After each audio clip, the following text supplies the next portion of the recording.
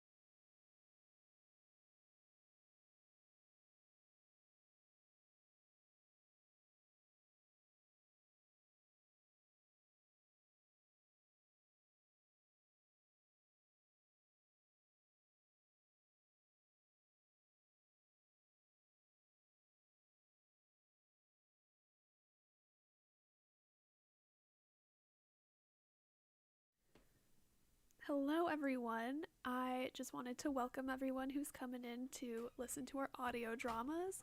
I also wanted to do a little mic check because I'm a bit worried we might have technical difficulties. It is my first time using the YouTube live streaming service. But if you can hear me, please say, "I can hear you, Riza," in the chat.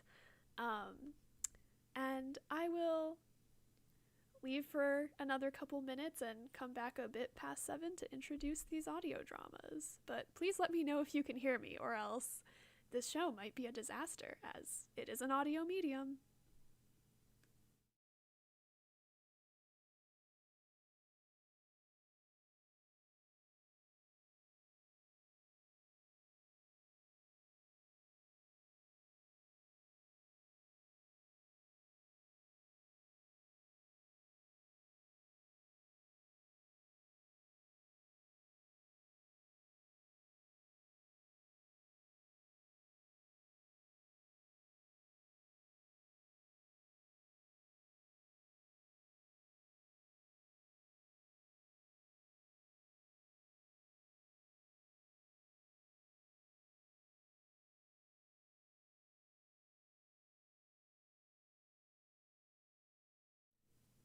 So I can see that Emma has requested me to do some ASMR.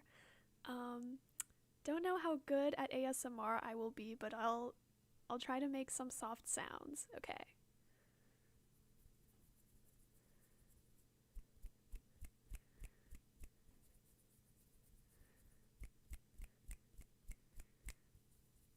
All right, that's all for the ASMR for now. I'll come back when the show starts, y'all.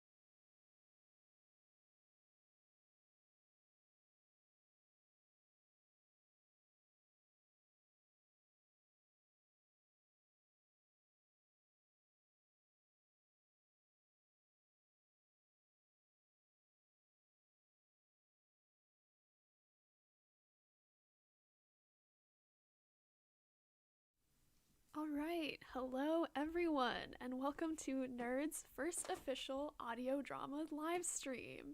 This is so exciting. It's the first time we've ever done something like this. So I'm really stoked to be able to present this to you guys. So it is now a minute past 7, which means I suppose I'll be starting. So, first of all, before I really get into these audio dramas, which are all amazing and fantastic and unique, and I loved listening to them, I want to say that I want to thank Adrian a ton for helping me with setting things up and also making this fantastic program that you see right in front of you. So, without Adrian's help, I would have been swamped with more work than I needed to be swamped with today, but Adrian really helped out. So, as you can see, the first show that we have for you guys is Detective Cool Guy McGee. This was a rather interesting show. I really enjoyed listening to it. It's hilarious, and I think you guys are gonna love it. I think I'm gonna wait another 3 minutes till 7:05 to really start presenting these audio dramas. But feel free to chat some more in the chat, and I'll just be waiting for a few more people to come in.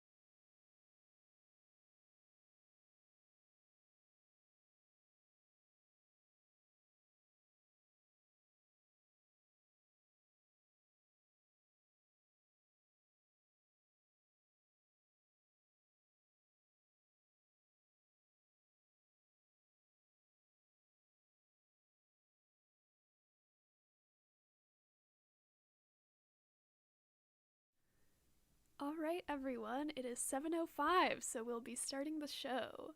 As I said before, first up we have Detective Cool Guy McGee. This was written by Jake Feeman, Aaron Rourke, and Zoya Usman. I'll be presenting this and hope you all enjoy.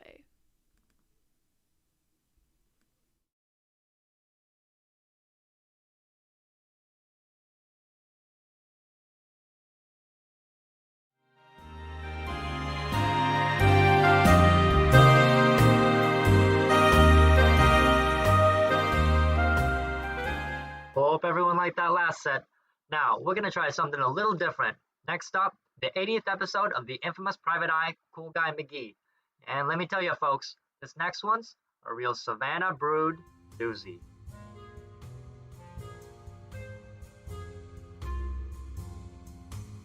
It was a night like any other. The Savannah sky was tinged gray with misery, and so was I. It had only been 1 week since I was forced to take the transatlantic train down to the swamps of Georgia, miles away from the beautiful, dirty city streets of East Coast City that I'd almost felt comfortable enough to call home. To think, I'd still be leaning back in my leather office chair, savoring the smoke of my imported cigar, if it hadn't been for that missed rent payment. How was I to know the money was due every month?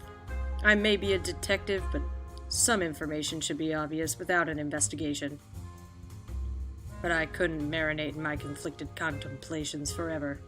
There were crimes here too, believe it or not. Crimes that only a legendary private eye like myself could solve. I'd just arrived at my new office. Barely had time to set down the box of my candelabra collection before the door burst open. She had legs for days and a face to match. I'd never met this dame before, something I was starting to regret, but the expression on her face was as familiar as flan. She was in trouble, or trouble only I could solve. Are you Cool Guy McGee, the legendary private eye? Please, call me Detective. Detective Cool Guy McGee. Oh, please, sir. Detective. All right, please, Mr. Detective. Sir, I need your help. Something of great, impossibly high value has been taken from me. Stolen, snatched, thieved. Cool your jets, dame. I don't even know your name. I'm Fatal, heiress to the Fotal Prop's fortune. Someone nabbed my great-grandfather's antique gold shoehorn. It's worth more than all the greenbacks in your wallet, I'll tell you that much. Oh, you've got to find it for me. You've just got to. And I'll reward you handsomely. How could I say no to that? I'd never heard of a shoehorn before, but it seemed important. And a good detective never turns down a case like this one, or a dame in distress like this one. So, you gonna stand there looking all focused and off in the distance? Or are you gonna give me an answer? I'll do it. Good. Thought you might say that. Hot diggity dog. Do you have any suspects I should be interested in talking to? Of course. To me it's possible. No, absolute. That this was all planned by our rival company, Tricks of the Trayer. But I don't want to be quoted as someone who points fingers. But the first person you need to talk to is my housekeeper. She's home far more than I am, so she's more likely to have seen this dangerous criminal. She'll be in the garden all afternoon. Now, if you'll excuse me, I must find your powder room before I depart. There are things to do, massive theater prop companies to run, all that. Goodbye, Mr. Detective. Savannah, Georgia. The theater prop capital of the world. Who knew? I was ready to ask that housekeeper what's what, but first, I had an even more important item of business to attend to. Lunch. I raced over to the nearest deli and sat down, ready to enjoy my pastrami sandwich, when a familiar face sat down across the table. So, I hear you've taken on the Fatal case, eh? Any leads so far? What are you doing here, Jones? East Coast City too much for you to handle? Shut your yap, McGee, before I give you a knuckle sandwich to go with that pastrami. I follow the scoop. Where she goes, I'm right behind, ready to write a front-page story. What would you know about a front-page story? You're just a cockeyed kid who thinks they're all that. So, you haven't heard anything, huh? Too bad. I wish I could say I was surprised, but I've heard this story too many times before. You're losing your touch, McGee. And you're any better? As a matter of fact, yes, I am. I've already acquired some important intel about an antiques auction tonight at the Plaza de Plaz Hotel and Conference Center. A good place to look for the shoehorn, don't you think? No, I definitely didn't want to admit that I had no idea what a shoehorn was. Oh, yeah. Yeah, I knew all about this. Really? So, I guess I'll see you there then. Around... What time was that again? 25. Definitely. See you around, you old geezer. I didn't dignify that with a response. That Fedora Jones has been a thorn in my side since she was in diapers, which couldn't have been more than 2 years ago. Dumb kid. I tried not to let it get to me, but all that talk spoiled my sandwich. There was no saving lunch now. It was time to go. I had an appointment with a certain housekeeper that I didn't want to miss. The Fotal mansion was, in typical southern fashion, about 3 sizes bigger than it needed to be. Each wing of the house split off into a new wing like a really bad hair day.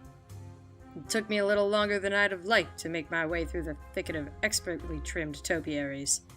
But finally, I saw the housekeeper. She was bent over, weeding the rose bushes beneath a balcony. But she turned to wave when I called her name. Hello! Hello, sir. What can I... Ma'am, are you all right? What appeared to be some kind of bag filled with coarse sand had fallen atop her, crushing her vital organs. The real shoehorn. It was... the friends we made along the way. I finally understood what a shoehorn was, and why it was so important. Or maybe I didn't know anything at all. But she was dead. I looked up, but the killer had already fled the premises. All that was left was this dead broad and a bag of sand. If all my years of sleuthing had taught me anything, this sand was a clue. I picked up a pinch of it. Yep. Yep. It was sand. Wet sand. I needed to head to the harbor. What happened? Ah! What? When did you get here? Like I told you, where the scoop goes, I follow. And a murder is always an extra large scoop. Of what? Of death by chocolate. This is sand. But it's not just any sand, see?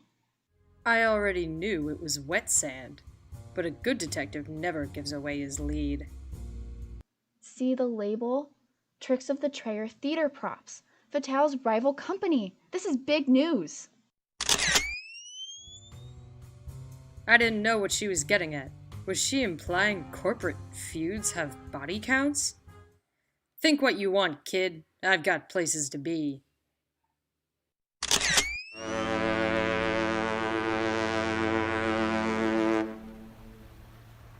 Ah, the Savannah Harbor. The only tolerable part of this disgustingly humid town. Not because of the water, but because of the boats. Always a favorite pastime of mine. Boats. I sought out the harbor master by the shore. If I've learned anything in all my years of watching boat racing, it's that those in charge of the harbor are also in charge of everything going on in the harbor. I trudged through the sand and finally saw him at the base of an old lighthouse. I have a couple of questions for you. About sand. What's a Yankee like you doing in a place like this? Murder. And sand. Tell me, what kind of sand does the Fotal company use in their sandbags? Now, why in the King's Speech would I know about a thing like that? Well, I... Psst. Mr. Detective. Over here. What? There's something you've got to know about Miss Fatel. I'm listening. She isn't as innocent as she seems. Really now? The whole thing is a setup. A setup, I tell you. The shoehorn was never stolen in the first place. It's all part of her master's scheme. This is incredible news. I've got to go tell everyone. And so, I headed over to the Plaza de Plaz Hotel and Conference Center, where I knew the antiques auction was being held. The stage was cluttered with old antiques and people milled about the rows of chairs, but standing out in the crowd of decked-out individuals was the dame I thought I knew, Fatale herself, and the worn hat of a certain nuisance, Fedora Jones and her tiny reporter notepad. I tried making my way over to Miss Fatale, but Jones got to me first, and I don't know how. Maybe it's the youth. McGee! Fancy seeing you here. I guess you figured out the time after all. No time for that now, kid. I've cracked this case wide open. I'm sure you have. Just like you cracked the case of how to pay rent on time? Isn't it past your bedtime, kid? I have a high school diploma, McGee. Not a bedtime. You're gonna wish you had both when you get to my age, kid. Okay. I hated to admit it, but all of these years of crime solving had put a weight on my face, creating unseemly wrinkles. But I knew what I'd gotten into when I was born a detective all those years ago. That's right, I came out of the womb in a trench coat, holding a magnifying glass and an imported cigar. Hey, McGee, are you okay? Are you still talking to me? I'm just peachy. The auction is starting now. Oh no, I've got to get up there before it's too late. I ran to the front of the stage and snatched the microphone from the auctioneer. Everyone, you've been bamboozled!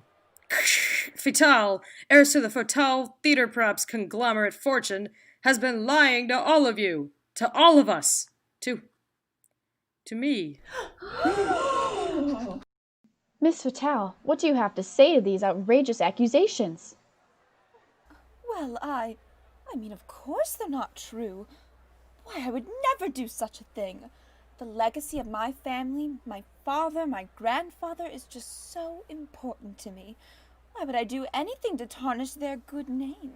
Since when have you cared about what your father and grandfather thought? Why, whatever could you mean? If you're really so confident in your own innocence, you wouldn't mind doing me a simple favor. Show us what's in your purse. Who are you to tell me what to do? I also wanted to know who this mysterious feller was, so they pulled off that cloak with a flourish. Faye Betrayer? The heir to the tricks of the Trayer fortune? The rival company to Fatale Corp. Yes, it is I, and I'm here to prove that my family is innocent. You're the guilty one here. Show us what's in your purse. She reached into her purse and pulled out the shoehorn. Well, well, well, if the shoehorn fits. That's right. I have the priceless antique gold shoehorn. It was never stolen in the first place. But what you don't know is that it's also a gun! That's right. Stay right where you are. I have the upper shoehorn. We had fallen right into her trap. You know we can all hear you, right? Why did you do it? What was there to gain from all this risk? Well, actually, I'm glad you asked. Where's that music coming from? Wait, is her shoehorn also turning into a piano? It all started one rainy night in early April. Wrapped in a blanket of pink and gray wool, I came out screaming. Yes, I came out. Singing. I came out swinging, and I came out rich. Heiress to a major company. Before I could twitch, My silver spoon was twice my size and made of aluminum foil. Hotel props had found their next boss. I was their new royale. From a young age I was taught everything there's to know about props. I learned all the details of the craft, from making molds to filling casts. Drilled in specificity, safe regulation of electricity. How to build anything you could need, anything you could make believe. Because you see, this trade has been in my family's bones for as long as anyone can remember. Who do you think supplied the skull for Hamlet? Wait, which Hamlet? The original Hamlet. So my father and grandfather always stressed that I needed to behave my very best. Don't do that. We have a reputation to uphold. They never wanted me to do anything so bold. And I really was the model student at Mother Superiority in the boardings of our company heiresses. Back up, what was that? Mother Superiority's elite boarding school for company heiresses. Right. It was there that I met her, Faye Betrayer, daughter of our rival company, and my best friend. We clicked right away. We both knew the pressures that being the heiress to a major theater props company could bring. And we both had another secret passion, a secret satisfaction. It all started Monday after class. My teacher asked me to stay late. Cody Jenkins called in sick. Can you read this monologue in his place? Remember this important thing? Something that you mustn't forget. The one thing that we prop masters despise. Those narcissists in disguise. Actors. I'm sorry, sir, but acting? Oh, it's just not for me. Come on. You're my best student. I wouldn't have asked if I didn't think you'd be amazing. Well, I guess one monologue can't hurt. But it did. Acting sparked a passion I had never known before. Showed me I could do much more than just stay hidden behind the scenes. Acting, my newfound talent, my newfound love. Faye Betrayer liked acting too, and our love for theater grew and grew. Many years passed, and our secret stayed safe. But after all this time, I was itching for a change. The big audition. I was nervous, yet excited. I knew I was prepared. I'd worked and wondered all my life if this could go somewhere. And finally, here I was, seeing if I had what it took. Was an audition really something I could book? Don't worry. You've got this. I believe in you. Thanks. There I was, on that stage, lights around me dark and dim. Spotlight on me, all I could do was give it my all. Poured my heart out, raw emotion, started crying on that stage. Heard a clapping, the lights came on, and all I could see was... Father, what are you doing here? I should be the one asking you that. What were you thinking? Auditioning. I don't want to hear it. The car's outside. We're leaving in 2 minutes. But how did you know I would be here? Let's just say a little bee told me. A little betrayer. And so I went back to my life as that perfect prop company heiress, living with that feeling that I wasn't really living with the knowledge that I had been betrayed by the one I thought I could trust the most. So I bided my time, waited for the perfect opportunity to arise, so I could finally get my revenge. Okay, yeah, yeah, no, that that sounds sounds fair. You were valid. totally wrong. That's so sad. Why'd you do it, Faye? Yeah, how could you? Well, I was born a day in sunny May. My parents were happy and air had arrived. I was also taught every trick of the trade. Everything in my life was decided for me. From that moment, you really were my best friend.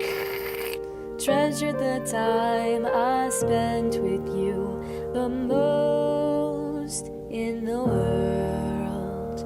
But after all that's said and done, I was just a little girl, and all I did was what my parents told me. Now listen, Faye.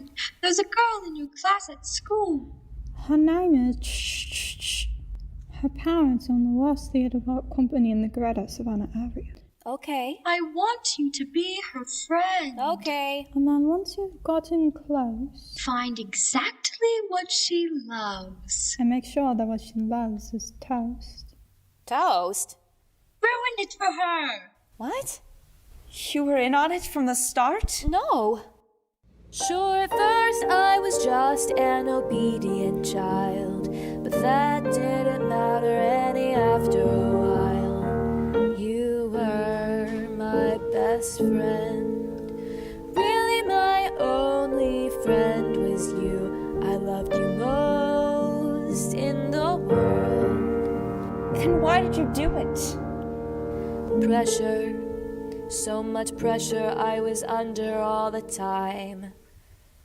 Our company wasn't doing as well as yours. We could barely make a dime. And when my mother got really sick, she said there was only one thing I could do. Destroy Fatal props.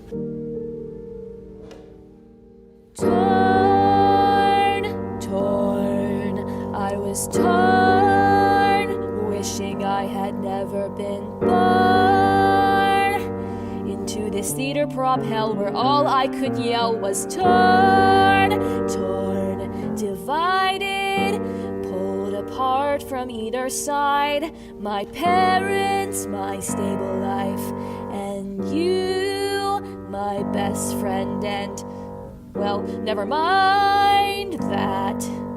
I didn't want to do it, I swore I would never. But then one day you turned to me and said, look at all those names and lights. Someday ours will be up there. Together. And then I thought I didn't want you going somewhere I can't follow. Do you really think that? I did, but not anymore. After what I did to you, I was torn apart from guilt. I could hardly look myself in the eyes. I had to decide, and I chose to be on my side, not theirs, not yours. I stepped out of my family's shadow into the spotlight. It's my time now. I left my family, got disowned. You probably didn't read about it. They bribed the papers. And I started taking classes at the local community college in biology. But one thing that has always bothered me, I'm sorry. It was so wrong of me. I never should have ratted you out like that. I'm sorry. I am. Please forgive me if you can. Faye? Yes. I didn't know you felt that way. I do, I really do. And I felt it since that very day. It seems so far away now that you're standing right here in front of me. I think I can find it in my heart to forgive you. You can. And there's one last thing. Yes? Big ol' smooch.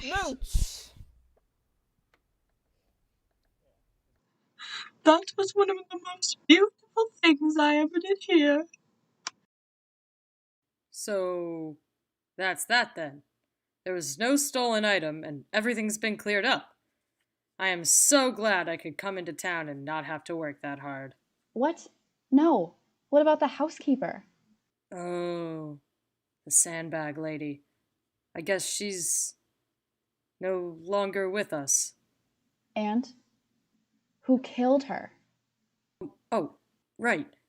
Vital, you're under arrest for the murder of your own housekeeper. Damn, I thought you forgot. Oh, never forget. Did anyone else just see that spooky-looking dame in all white? Oh, don't you worry about her. Wait till I show you the mermaids. Quiet. I'll wait for you on the outside. Together, we can right the wrongs our families have committed. Mainly your family. But yes, I'll hold on for you.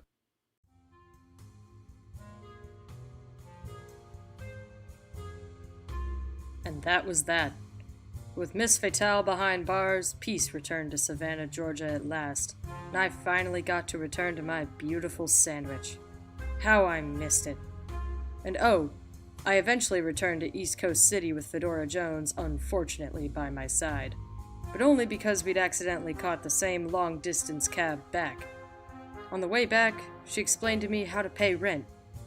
We returned to Grand Central and went our separate ways, but I'm sure I'll be seeing her again before long.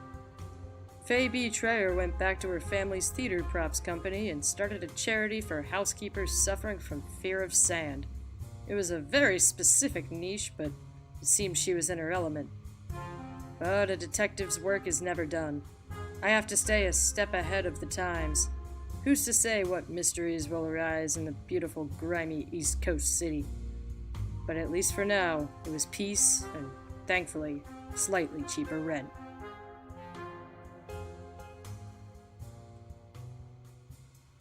Thanks for tuning in with us this week, folks, with Detective Cool Guy McGee. Hope it tickled your noir itch. Make sure to hop back on here next week for the next episode, The Lost Tour of Fifth Avenue.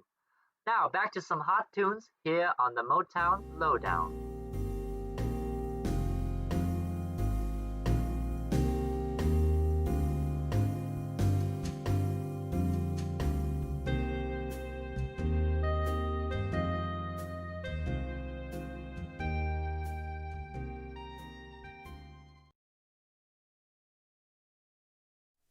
Detective Cool Guy was written by Jake Veman, Aaron Rourke, and Zoe Uzaman. Detective Cool Guy's very large song was created by Artemis Pay.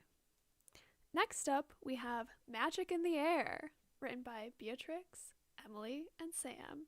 Don't know why I didn't say you guys' last name, but I guess that's fine.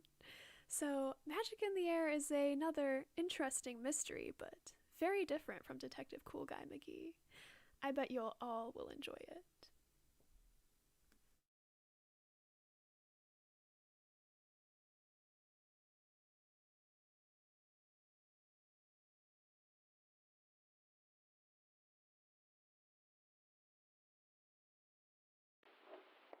Hey, Quinn. I know you're probably deep in some mystery novel, but don't forget, I won't be back to the apartment until like 11ish, so don't go freaking out that I've been kidnapped if you can't get a hold of me. And at least check the date this time.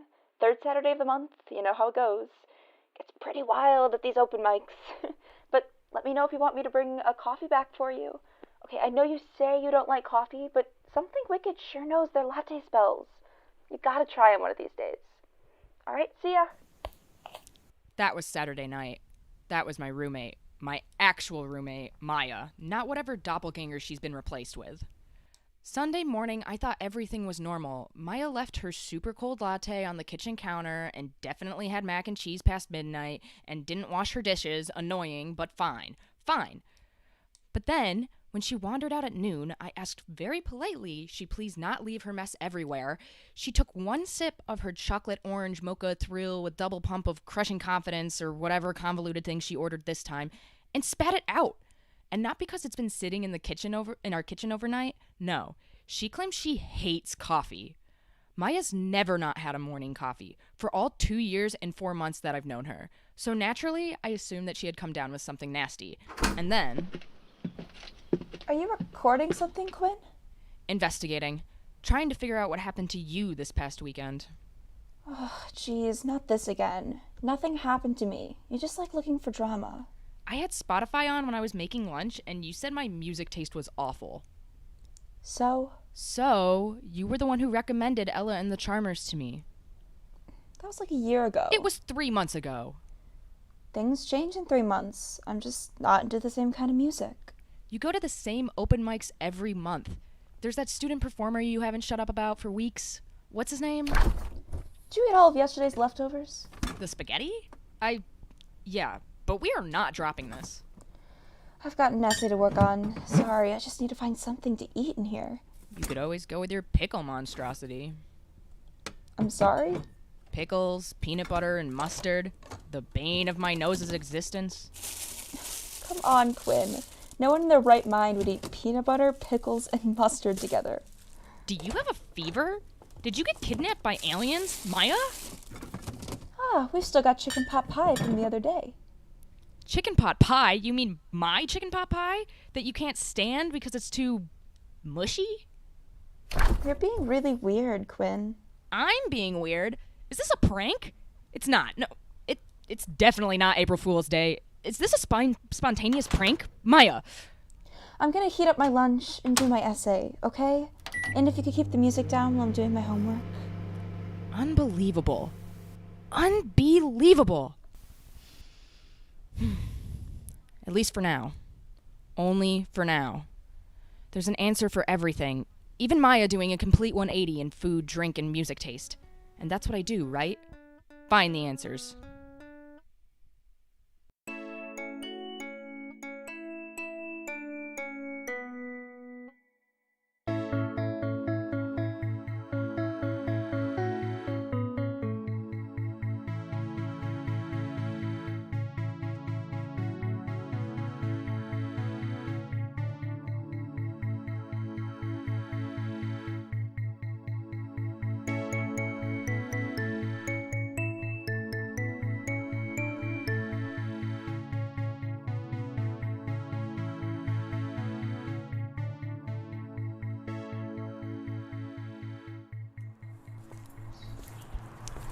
Day 3 of Maya's abrupt and terrifying personality change. The investigation begins. And she won't come with me because apparently I'm being silly about the fact that my friend has become a stranger overnight who hates coffee and lesser-known catamancy artists. But that's cool. Super cool. I work alone. Anyway, I'm retracing her steps. Last known location? Something Wicked. Home of wild music nights and the best charm lattes in town, it seems. Hi, welcome to Something Wicked. What can I get for you? Hi. I'm just browsing. Okay. I mean, give me a second. Alright, the barista's a bit scary looking. In a cute way. No, not in a cute way. On a mission. Coffee. Questions. You alright? Yeah. You're talking to yourself. Just, trying to decide. I'm not really... Indecisive. Get a lot of those in here. We've got this great spell brew? Caramel certainty. A little kick of knowing exactly what you want to get you through the day. Sure. I'll take one of those. Great. That'll be $7.50. For a latte? Added spells don't come cheap. What, you think I don't know the worth of my own casting? No, that's not... I don't usually get coffee, added spells or otherwise. Branching out. Sort of. Actually, I was wondering if you would answer a couple of questions about the open mic on Saturday night. I have a recording going. Sorry, I meant to mention that earlier. Questions? What are you, A journalist. For the university. Doing a story about the off-campus music scene. Ugh, you and everyone else. What? Fawning over Elliot the Sorcerer. He practically invented the concept of ego. Oh, that's what's his name. I mean, not a fan? Music spells are far less sophisticated than culinary spells. And yes, you can tell him I said that. Tell him? When you're interviewing him, big shot headliner of the open mic, I assume you booked him for a chat. Open mics have headliners? Not technically, but like I said, ego. Right. Well, were you at the open mic? Yeah, I had a shift. Big rush at the beginning and the end for drinks. Went home after that. And did you see anything strange? We're a witch cafe. Define strange. Oh, I don't know. Something that would make someone sort of change her entire personality in a day. Was she really that unconfident? What? No, I don't mean... This wasn't some coffee spell mood booster thing. It's like her entire taste and everything has changed and... I thought you were doing a story for the paper. Oh, yeah. Yeah, of course I am. So, did you see... Hi, welcome to Something Wicked. Look, I got other customers. You gonna buy something? No. No thanks. Alright, I don't think I'm gonna get much out of the staff. But I don't know. Anyone could have been at that open mic. And I know one person who definitely was. Elliot the Sorcerer. Time for an interview. Do you want tea? Yeah, that'd be great, babe. Gotta preserve my vocal cords. Chamomile's my favorite. This won't take too long, right? I have a show on Friday. Honestly, I shouldn't even be here. Got to prepare, get my head in the right space. Can't do too much talking, you know? Snugger for the moneymaker. I'll try to stay on track. So, Elliot, you're a cantomancer, a person who uses music to cast spells. And you're based here in the city? Yeah. You could say I'm kind of a big deal in the cantomancy scene. I can't say that, obviously, because I'm pretty humble, just as a person. But I did write a song by the Pressures of Fame. Kinda goes like, Fame, you snare me like a vine climbing up. Fame, you got me tripping like a wallflower on a buzz. Just like bees' buzz. The energy they're making is like so fun. I'll take it, make it flower like a... Okay, thank you. Very catchy. Hold on. The bridge is super cool. Let me show you. You're a regular performer at Something Wicked, is that right? Oh, yeah, Something Wicked. Rat spot. Open mics are always fire. Have you ever seen anything weird go on there? Or heard about things happening there? Things that shouldn't happen? Like what? Anything that would have stuck out to you, particularly on Saturday night. Well, the other night... Saturday night? I discovered... Go on. The title for my new EP. It's gonna be... Magic in the Air. Out next month on Spotify, Bandcamp, Spellcast, all the main stuff. You should check it out. My new single's out on there too. Handle is @Elliot the Sorcerer. 2 T's, 2 L's in the Elliot. Cause I give all I am to my fans. You know what I'm saying? I do not. Let's focus on my questions. This is really important. Someone's well-being is at stake. Wow. That's so not cash money. Maybe I can sing them a song. I got a spell for, like, everyone who's bummed out. It goes like, she's the queen of empty cups, the lady who will always fill you up and make you realize you don't need what you had with you just before. She's the queen of empty minds. She'll give you what you need to let fly. What you're carrying with you, oh, is gonna weigh you down, down, down, down. Then it goes, Enough! Enough! Enough with the songs. They are so unnecessary. Are you not into my music? Your music is great, really. I just need to know what happened Saturday night at your open mic. Please. Okay. I got my equipment set up. Pretty normal night.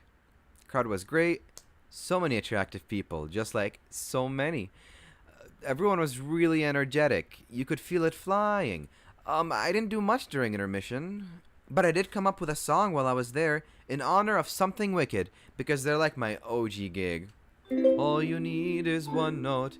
Mix it up with a fine wine, or maybe add a little dust, cinnamon on the pie crust. Could you All please you elaborate need is on... major A. Sing it over the medley. Say some words and count 13. Something wicked made you dream. Yeah, I wrote that in like 5 minutes. Sometimes the muse just like hits you. I have no words. I give up. Go. Thank you for your time. Oh, nice. Here's a ticket for my next gig. It's at Harpsichord, the place downtown. I shouldn't even be giving you this. It's like a $15 cover, but I figured you might like to come down and... Okay, thank you. Jeez. So that was a bust. I'm 0 for 2. I'm pretty sure Maya was cursed, even if I don't know how. Maya won't admit it, so there's no point in going into a clinic. Luckily, I have a friend in the magical nursing program here at the university. Come on, pick up. Hello? Jordan, hi! You're studying curse breaking, right? Yes. Why do you ask? I need some help with something.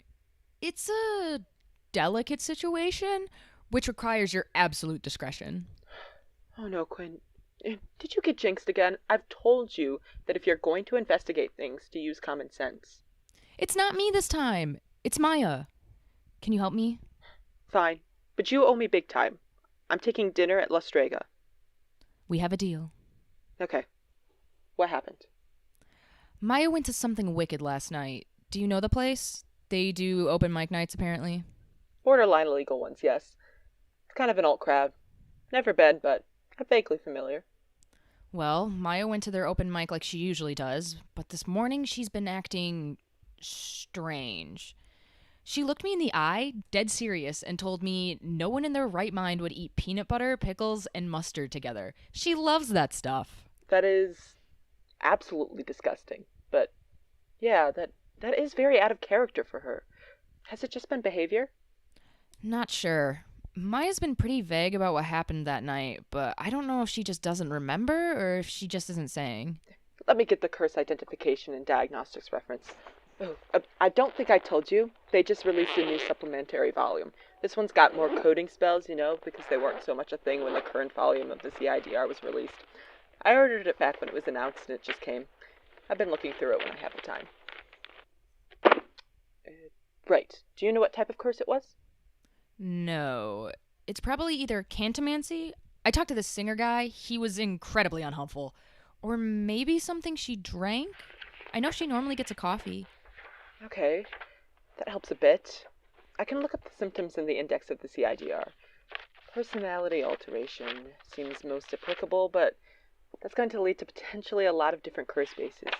Maybe I can narrow it down with lack of interest as a secondary, but that's still going to give us a whole list of potential curses, so unless they're somehow all use comparable components, I'm going to need more information. Like what? Knowing the curse type would help narrow it down further, but what would be most helpful is knowing the ingredients. We really don't want to just pick a base and treat Maya for that, because some of these bases have wildly different components. Oh, did you know that an aroma spells rosemary in combination with lavender will produce a state of disinterest as opposed to its normal invigorating effect? Just saw that in here. What was I saying?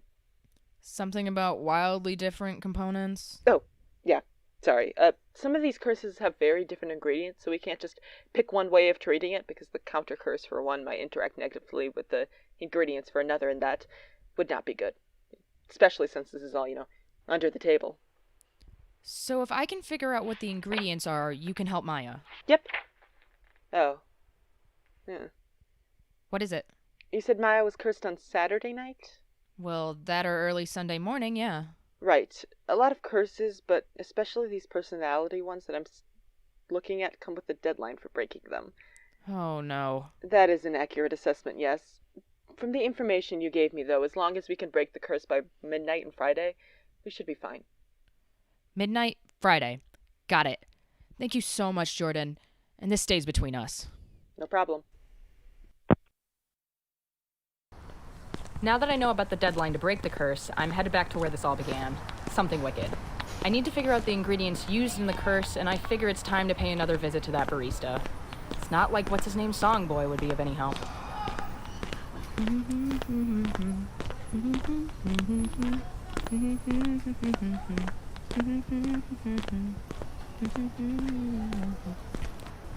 What the?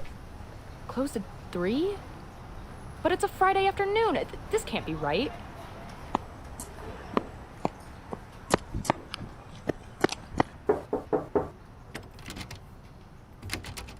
No.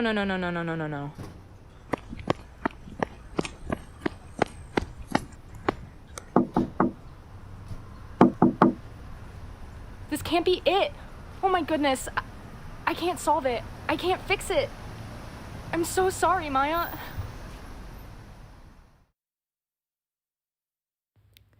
Just got home. Maya's still cursed, and soon that curse is going to be permanent. I'm at my wit's end. There's just so much information I need, and no one is giving it to me. I feel like I'm so close. Like all the secrets are right in front of me. If I just reach out. But the door's locked. No one wants to tell me anything, and I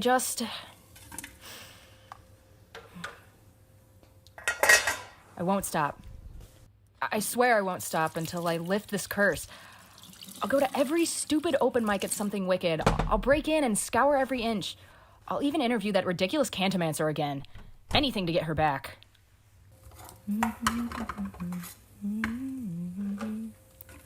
it in with fine wine. A little dust. Cinnamon. Wait. All you need is one hint. One note. Fine wine, cinnamon dust. It's a spell! Ah! He does know something. He was trying to tell me the whole time. And the other song, Queen of Empty Cups? That's the barista. It must have been a forgetting curse. With wine, cinnamon dust, a name, age, or note. And what about the words? I have to find him again. But how? Hold on. The gig is tonight. At Harpsichord. I'll get him to tell me the words, and Jordan can do the counter curse. Maya, you're going to be okay, I promise. Whatever you want.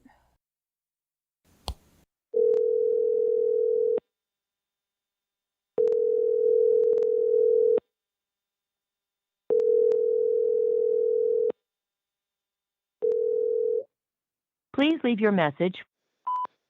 Jordan, it's me. I may have a lead on the ingredients. I'll give you a call if I find anything out. Bye.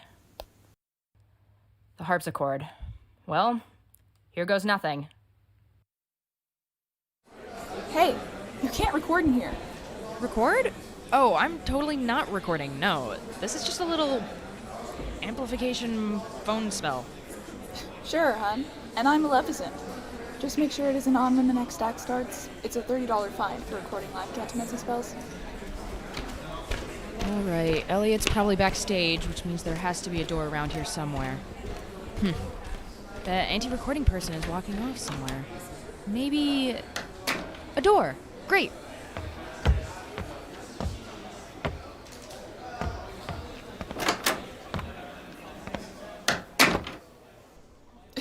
You again? You're not supposed to be back here, unless you have a pass. It's fine, Cersei. They're with me. It's all good. But not like with. If you say so, El. Just be careful. This one's a recorder. Oh, I'm aware.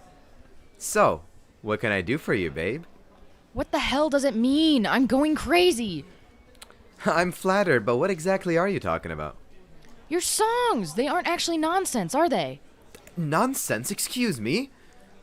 I mean, the Queen of Empty Minds is the barista, so she's the one who made the curse and the wine and cinnamon and an ano. But what I don't get are, what are the words? What are the words? What are you talking about? The curse! Your song! You were trying to tell me the ingredients.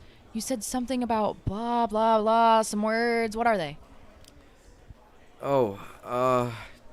You mean the forgetting curse that Lauren gave to your friend? That's her name! I knew it was her. Were you there when she did it then? Yeah, I was. Not my proudest moment, but I'll help you fix it, I swear. I remember it was in rhyme. I'm like gifted with remembering stuff that rhymes. It's why I'm such a great lyricist. But before I tell you... Yeah? Promise me you won't snitch on me, or Lauren either. She was trying to help your friend. I know it doesn't look like it. If that's what it takes, deal. Alright, one forgetting curse coming right up. 3/4 rhythm, starting on the offbeat. I sent you dreams like poppy seeds, dogwood blooms, and memories bleed from fretful minds and frightened eyes. Something wicked lets you fly. Oh, thank goodness I was recording. I would have never remembered that. It's what I do. And now, if you don't want me to report you, you had better come with me. What? I am about to go on stage. No, you're not. It's a variety show. Your set just ended. So not the point. Fine. Let's go save your friend.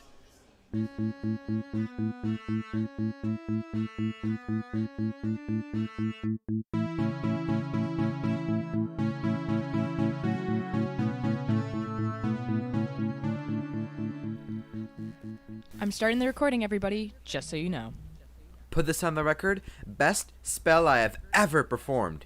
Even better than Merlin Fest. Okay. It's just before midnight.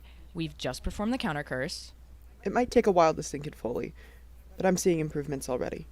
Hello? She's awake. That's good. Maya, how are you feeling? Groggy. Also hungry. Hungry for... The only thing I'm ever hungry for? Pickles and peanut butter with mustard? It's like you don't even know me, Quinn. You're back! For real! Yeah, I am. The past few days, it was so weird. Like walking around in a dream. Well, the dream's over now. You had a curse placed on you. A forgetting curse, apparently. Although I still don't know why you had all those weird personality side effects. Do you remember what happened that night? Yeah, I do. All of it? Yeah. Well, I went to see Elliot the Sorcerer. Wait, Elliot? In the flesh, babe. OMG. Okay, I'll freak out about that later. But I wanted to meet him, so I went backstage. And I got lost, and then I saw a fight. Someone was punching someone else, saying they were going to destroy them, and I saw their face. Then someone dragged me away. A minute later, I was back in the cafe, and someone gave me a cinnamon latte, but it tasted kind of weird, kind of like wine. And I heard the next act tuning their instruments on this particular note, and that's the last thing I remember. I feel like we should celebrate. I've got the best song for that. No! And that's what happened. My roommate is saved and is now free to eat as much pickles and peanut butter with mustard as she pleases. But a few questions remain. We know that the barista gave Maya the cursed latte, and Elliot saw her prepare the forgetting curse, but Maya's memory still seems off. Why would the barista curse her over witnessing a fistfight? Why would Elliot think she was trying to help? And why would a forgetting spell have so many weird personality side effects? I don't have the answers, but I sense there's more to this story than Maya can remember. I might have to force myself to attend a few of Something Wicked's open mics, just to find the answers I need. I'm an investigator, after all, and when magic's in the air, I'll always find its source.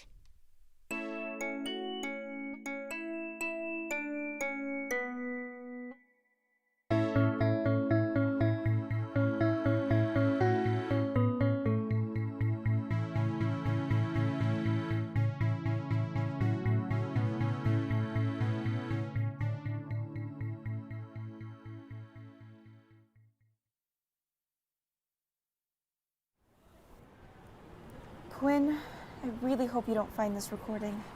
Some questions should stay questions, but for those of us hardy to involved, well, some questions need answers. Elliot! Whoa, okay, not so loud. We're keeping this meeting low profile, yeah? Have a seat. So, whole memory came back? Yep, weird, spooky, glowy ball in the back room and all. You definitely have to keep your voice down. Fine. Weird, spooky, glowy ball. I got it. Don't wear out the words. That's why I got cursed, right? I saw it, whatever it is that they're hiding in the back room of something wicked. Yeah, I did not know they were hoarding magic feedback when I signed up with the boss. Signed up? PR, you know? Face of the operation, convince people that something wicked is the place to be. Maybe cast a few not so strictly legal spells during the open mic, just to keep the mood up. And I knew they were selling off-menu lattes, but... But? Well, you know, you saw, I saw. I wasn't supposed to be in the back room either, you know. I just didn't get caught by Lauren and hit with a deterrent curse. A deterrent curse? Won't come back to something wicked if you hate coffee and the usual style of music at our open mics, will ya? Lauren's way too uptight about her latte spells, but at least she tried to get rid of you quietly. Probably would have been worse than a deterrent curse if she reported you to the boss. Is that why you were helping Quinn break the curse? Didn't want to lose a fan? I felt concerned that something wicked is taking the magical energy made by my songs heightening the mood, mixed with the magical mood boost from those drinks they're selling, and collecting it all for something. You really don't know what for? Nope. Don't know. Got you uncursed. That's all that matters, right? Don't want to know. Don't ask. Really, don't.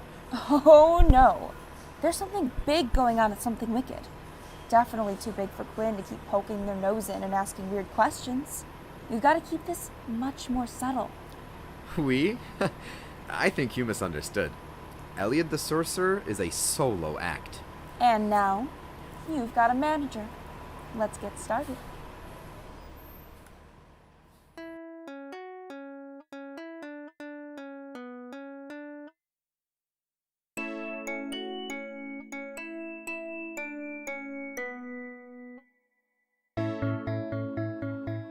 Magic in the Air was written and directed by Beatrix Sturgis, Sam Dunlop, and Emily Simroth. Quinn was played by Nevada Menning. Maya was played by Olivia Sulis. Lauren, the barista, was played by Chloe Nauman. Elliot, played by Nor. Jordan was played by McKenna Forster. Cersei was played by Quinn Newman. Music by Sam Dunlop. Audio editing by Beatrix Sturgis. Produced by Riza Melikian. This has been a Nerds, Not Even Really Drama Students production.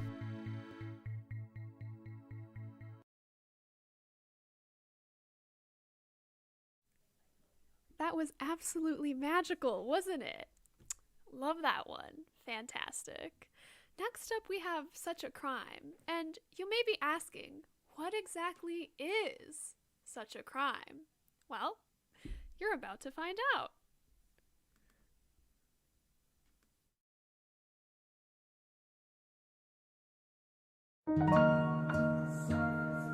Not Even Really Drama Students presents our 2020 audio drama showcase, Such a Crime.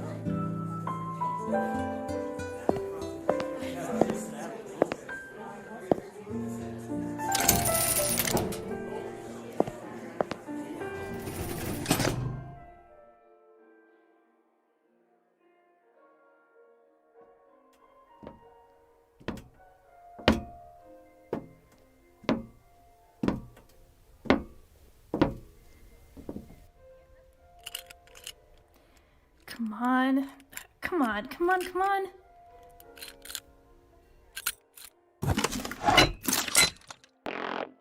Authorized entry only. Oh, for God's sake. Card authorized to Her Royal Highness Karina. Welcome, Princess. Finally. Shit. Okay, now just the easy part. Unauthorized persons detected. Vault access limit exceeded. What? Sealing entry points. Now. Establishing lockdown.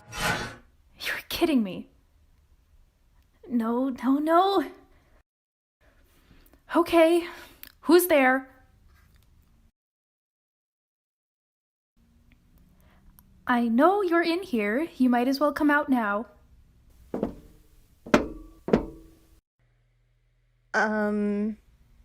Hi? Who are you, and what are you doing in my vault? Well? It's not my fault. It was wide open when I got here, and it slammed shut behind me. The stuff with the flashlight. I was just trying to get out. Slow down. Why are you here? The feast was just overwhelming. I needed to get away, so I found a hallway and started walking. I ended up in here. Total accident, I promise. Why didn't you say anything when I came in? Because I didn't know who you were.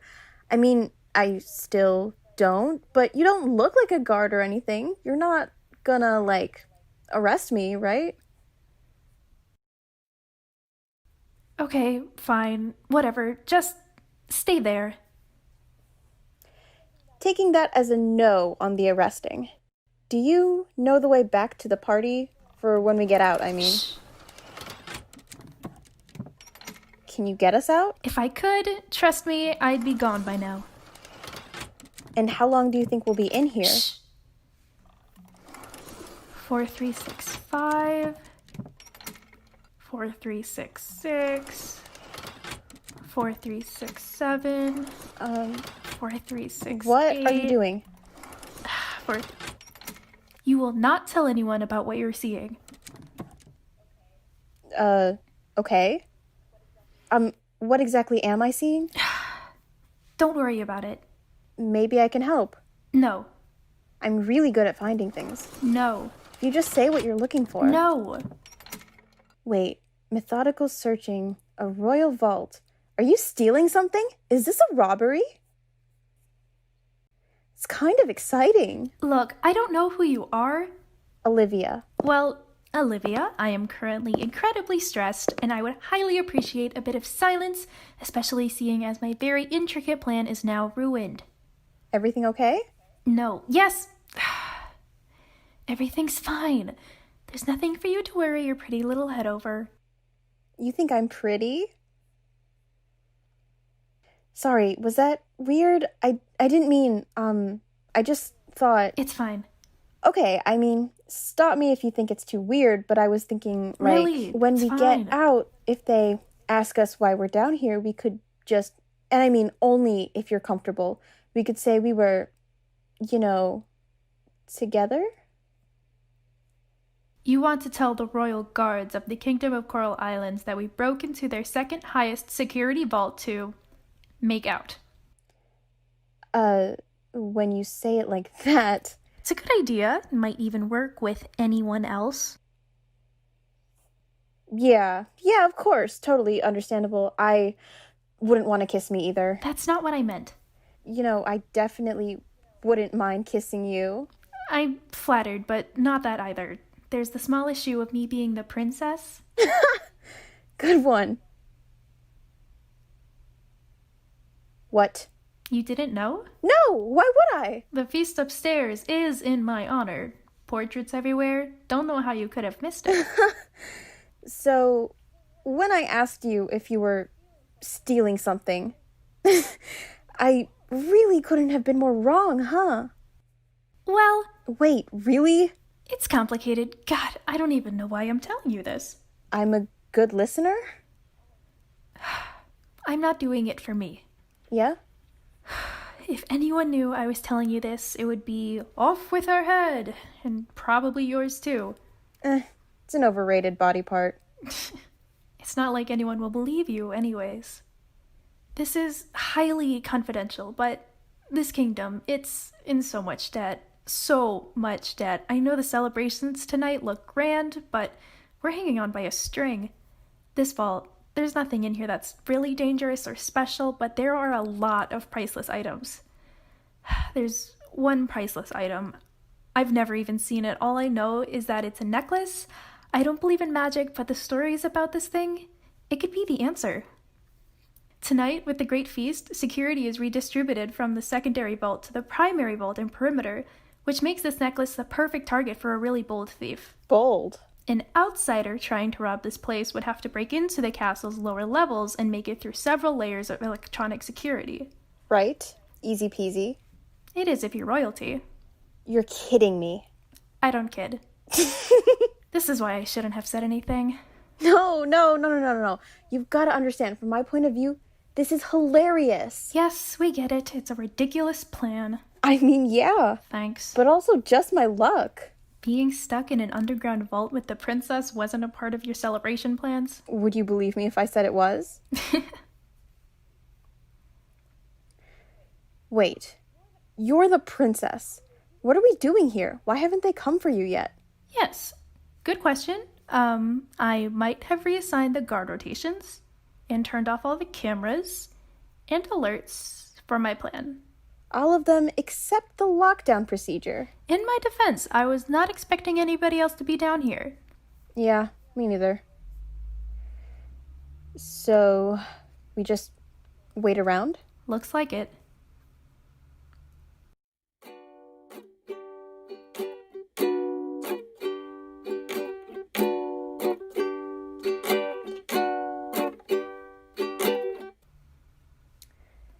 Is this vault airtight? Do you feel like it's harder to breathe? I'm sure it's fine. You guys thought of that in the design, right? We're not going to run out of air or anything?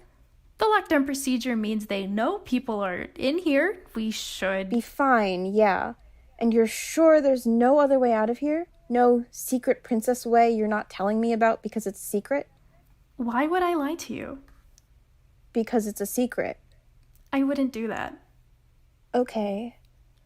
Look, what if, we just opened all the boxes? We might find something to get us out of here. Or at least the necklace. Don't give me that look. You have a universal key. You're telling me you're not curious? Okay, fine. Maybe a little. Then pick a number. Go on. 3. Okay, lockbox number 3. Here we come. It's a pipe? Do people still smoke those? I guess not, since it's in here. Okay, next up, 5,076. A blanket? It's woven from pure gold. Just sell this for your kingdom. I can't. It's cursed. You don't even believe in magic. I don't want to risk it. All right, 780. 781. 19. 1,093. 824.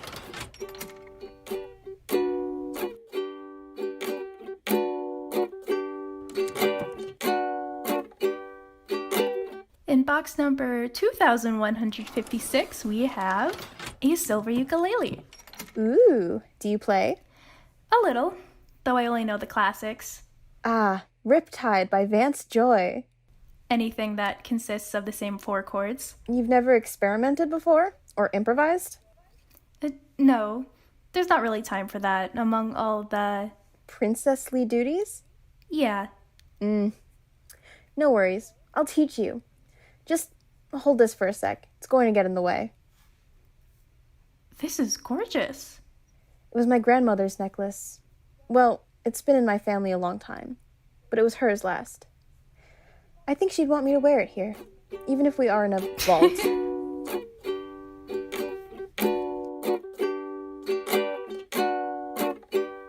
When she came down, I never saw this coming.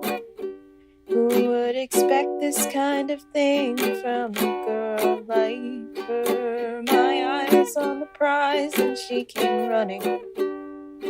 Now what am I to do and what am I to choose? See? It's easy. Now you try. My life has always been about my kingdom. Then I met this other girl and now I want her more. All these feelings and I'm not allowed to feel them. How can I be loyal? How can I refuse? I need to help my people through this duty I cannot refuse. But here my heart is longing for the first time. My world is broken, so am I. It needs me now, I must comply. But then I wonder, how could love be such a crime? Oh, I'm hiding in the dark and now I'm blinded. I cannot be the girl they want me to be. No time for doubts, concerns, or undecided. I have to follow through, can't let my family down. I need to help my people through this duty I cannot refuse. But here my heart is longing for the first time. My world is broken, so am I. It needs me now, I must comply. But now I must believe that love is such a crime. Olivia? You're, quite, close. Oh, sorry. Sorry. Don't apologize. Karina, Switching to manual control. Your Highness, our sincerest apologies. We're on the way right now to turn off the locking protocol. We should have you out of there in about 3 minutes. We should talk about how to get you out of here. Yeah. Better if I was never here, right? Probably for the best. So, This was enjoyable. Sorry, go ahead. I was just going to say that the best way forward would probably be to have you sneak out once the guards arrive. Oh. Are you sure that'll work? Pretty sure. They should be too focused on seeing if I'm alright to notice. You're absolutely sure? 100%. Their focus will be me and the inventory. So, a clean getaway. I suppose you could call it that, yes. Great. Then I just have one piece of advice. When you do your inventory check, you might want to take a look in box 3465. I can do that right now. Why? Like I said, I'm very good at finding things. It's empty. The necklace. Olivia, what did you do? Well, you said it yourself. Tonight's the perfect time for a very bold thief to strike. Olivia? I didn't lie. It was my grandmother's necklace. I'd love to tell the full story of how your family got it, but looks like your guards are already here. That's my cue. It's been a lovely time, Princess. You won't get very far. Oh? There's nothing stopping me from having the guards arrest you the second that door opens. You know, I never did say sorry to hear about your financial troubles. Do you think it would help if I asked around for solutions? I'm sure someone will have a strong opinion. In about 30 seconds, that door is going to open, and I'm going to walk out of here. In the meantime, maybe you could look into insurance payouts for a priceless Royal Vault item? That's not how it works. Oh well, you'll figure something out. See you around. I'd love to duet with you again next time.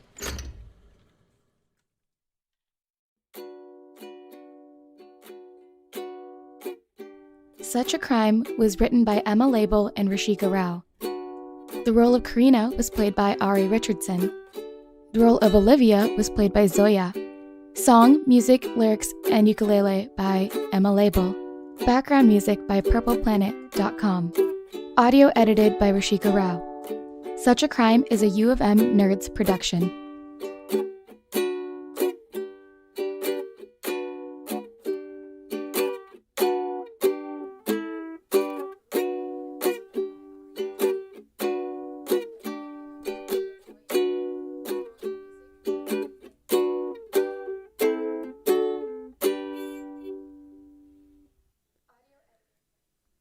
was beautiful, wasn't it?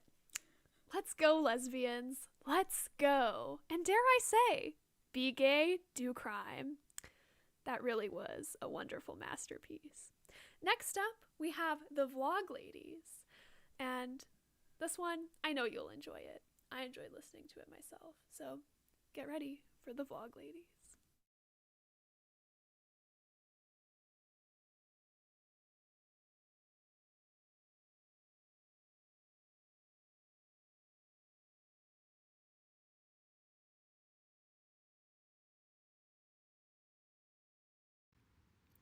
Hi, and welcome to the Vlog Ladies. Are you sure about that name? Yeah, I like it. We're the Vlog Ladies. Okay, shit. Let me try again. You're doing great, sweetheart. Cut? So apparently there's a trick where when you make a mistake, you pause for a long time and then you can find the mistake in editing. Oh. Wait, how does that work? You're really quiet, and then when you make noise, there's a big spike that goes up in the waveform. Waveform? Never mind. Let's try this again. Hi, and welcome to the Vlog Ladies. My name is Vanessa, and... Go. Oh, and my name is Franny. Vanessa is my granddaughter. And Franny is my grandma. I'm going away to college for 4 years, so following in the footsteps of the great John and Hank Green, we're setting up an audio correspondence, a podcast which will cover my first semester away, and we'll be posting episodes once a week. Are you still recording? Yeah, but you can talk. They want to hear our conversations. Okay. That's so strange. I still can't get used to this. It's like the radio or an audiobook, but people get to know the real you. Huh. I think I understand. I hope your dad can help me out with all this. Uh-huh. I'll set up notifications on your phone so that you'll know when I post an episode. Okay. I'm gonna miss you so much. You know that? I'm gonna miss you too. That's what this is for. Whatever you want to say to me, anything that's on your mind, just record it. Okay. You are going to just love it at college. Your house is going to be very dark because you absolutely light up a room. You don't know that. I do know that. Flattery is my job, sweetheart. Okay, I think that's about enough for right now. Oh, the date is August 27th. Can't forget to say that. Usually it should go at the beginning. Okay, we'll say bye together. Ready? 3, 2, 1. Bye! Good morning, Vanessa. Welcome to the Vlog, ladies. This is very exciting. You've been gone for 3 days now, and, I know you said I can't call and I have to use this to talk, but it is such torture. I always want to talk to you, and seeing you drive away with your mom the other day was just too much. On the way there, your dad and I talked. He was so excited to get to see you. I know it's been a while, but I'm glad your mother was okay with it. Going off to college is huge, and he even got a bit emotional. Anywho, I hope you're doing all right. Any girlfriends yet? I don't know how many there are just roaming around up there, but I'm sure you'll find one.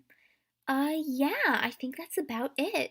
My life is pretty boring. I just help your father around the house, make sure he's comfortable and everything. I don't know what it is you've heard from your mother, but I want you to know that he's making so much progress. We went to the doctor yesterday, and his back is healing up so much. He's got much more energy now. I can really tell how much he's changed since he moved in. Gosh, a year ago. Okay, now that's it. I love you, sweetheart. What do I... Shoot. Oh, okay, here's the button. Hi, Grandma. It is right now September 7th. Don't worry. This is all new for me too, so don't worry if you screw up. That's part of it. Just remember the date at the beginning, because I kind of don't know when you recorded it otherwise. Things are going good here. My roommate brought cookies, which was pretty awesome. We ate yours too. But, yeah, we're just starting to get settled. And no girlfriends yet. It's only the first week, though, so maybe. It's a bit early, just... I would rather Dad not hear any of this. I don't really want him to. Yeah. Sorry about the background noise. There's something going on down the hall. I should probably go see what it is. Okay. Bye. Hi, sweetheart. It is September 14th. I just heard your last message and I immediately just had to sit down to talk back to you. Hearing your voice was definitely the highlight of my day, and it's only 9 a.m. And don't worry if you don't want to record and you want to go with your friends. That's much more important. Not that I don't want to hear from you, but you deserve to have some fun. I never went away to college, and all I've heard is how fun it is. You deserve to hang out with your girlfriends. You work so hard, and it's been a long year for everybody. But, are you still working on your music? Your little keyboard? I'd love to hear it if you have the time, and your dad asked about it too. And I had this thought that maybe it would be nice if you played him a little song. Anyway, I hope you're doing well. Goodbye, sweetheart. Hi, Grandma. It is September 21st. Sorry, it's been a few days. Classes just started, and it's been a lot here. I'm really liking everything so far. Like, I've met some great people, and we've had a really fun time. But honestly, I'm not sure how much else you want to know. It's... I really shouldn't say anymore. You might not like what you hear. But to answer your question, I haven't been working on my music too much. I've been really busy, you know? And, this is kind of awkward, but I don't really want to play for Dad. Like, I don't have anything written anyway, and I have other things on my mind. You understand, right? It's... yeah. I think that's all I have to say right now. But, I love you. Bye. Good morning, Vanessa.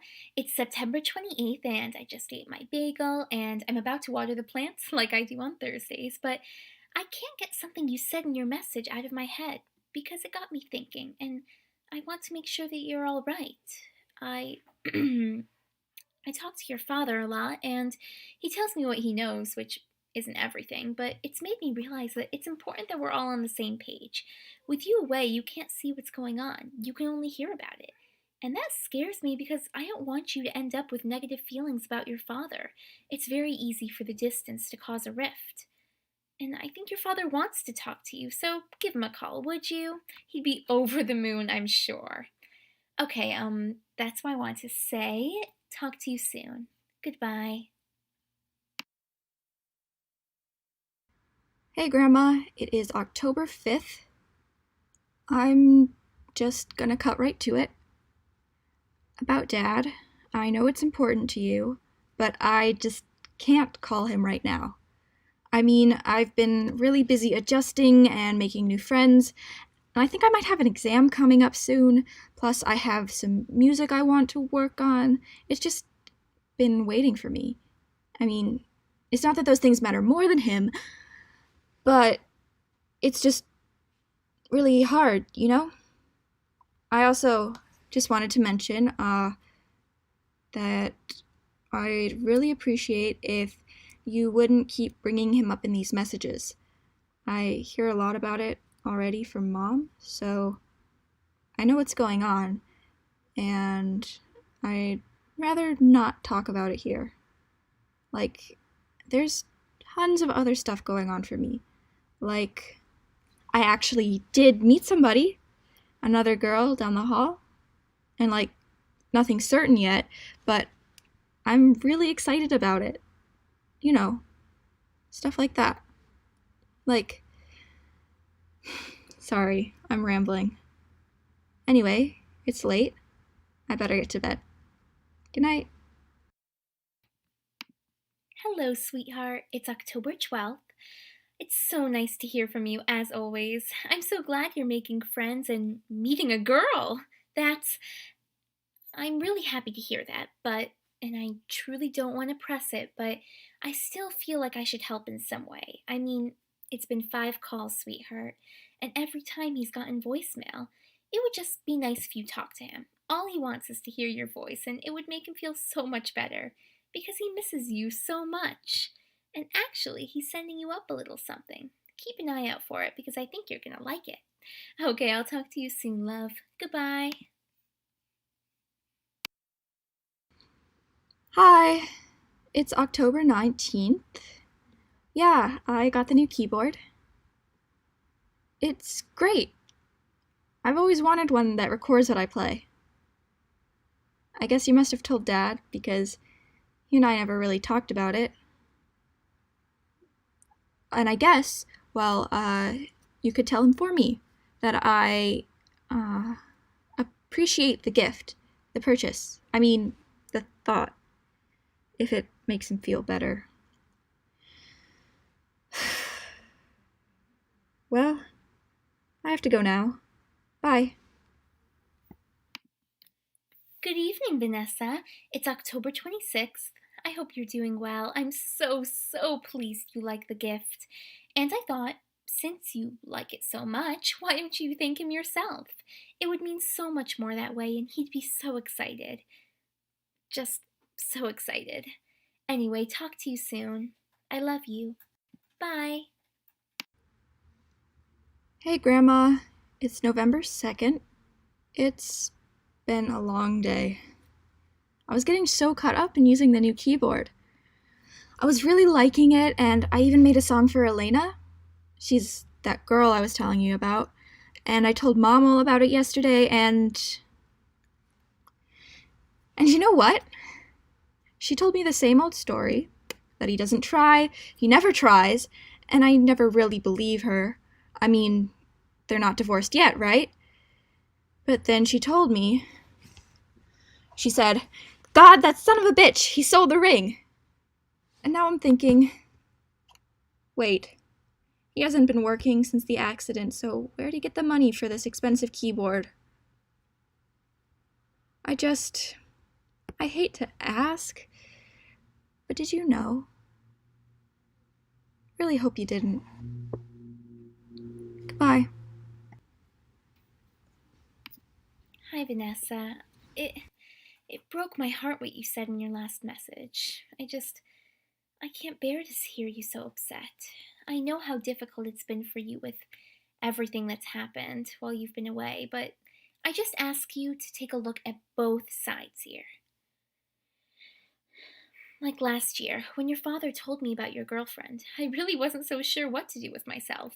It felt like it was too much information, and I didn't like that I knew something like that about you.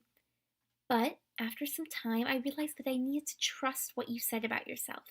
Because even if what you meant was new and strange and didn't really make sense to me, it did for you. And you are the only one who knows your own situation. That's all any of us can do for the people we love, and it's something your father needs right now. I know he regrets how he's handled everything, but I don't think there was any alternative. He stopped working. He had to sit in bed all day and couldn't do the things he wanted to do, not to mention all that pain. That's a lot for any person. He still loves you so much, even if it doesn't seem like it. I hope you can understand. It's November 9th. Goodbye, sweetheart. Hi, Vanessa. It's November 20th. I waited a few days just in case you've been busy or you forgot, and I'm still hoping that's the case. I just look forward to these messages so much, and I don't ever want them to stop. I hope you're not upset with me somehow, because I would never ever want to upset you. I love you. Good night, sweetheart.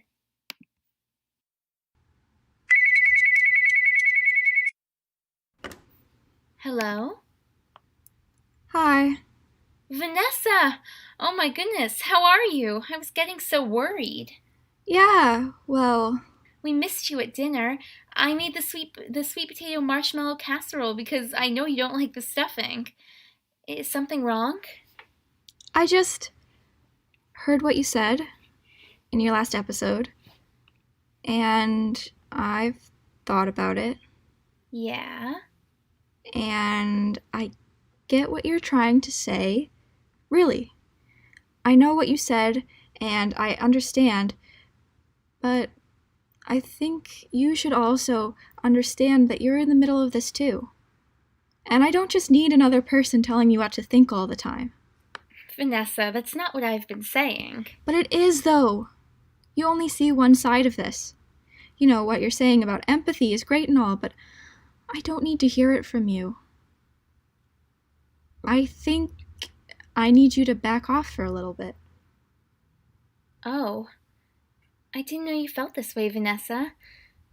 I don't want you to grow up with only hate in your heart for him. Believe me, it's just so miserable. You're bound together, for better or worse, and during the bad times it can be harder to see the good, but it's only fair. Well, maybe I need to see both. The good and the bad. Maybe people can be two things at once. I wrote a song. A song? For Dad. Do you want to hear it? Yeah, I would like that.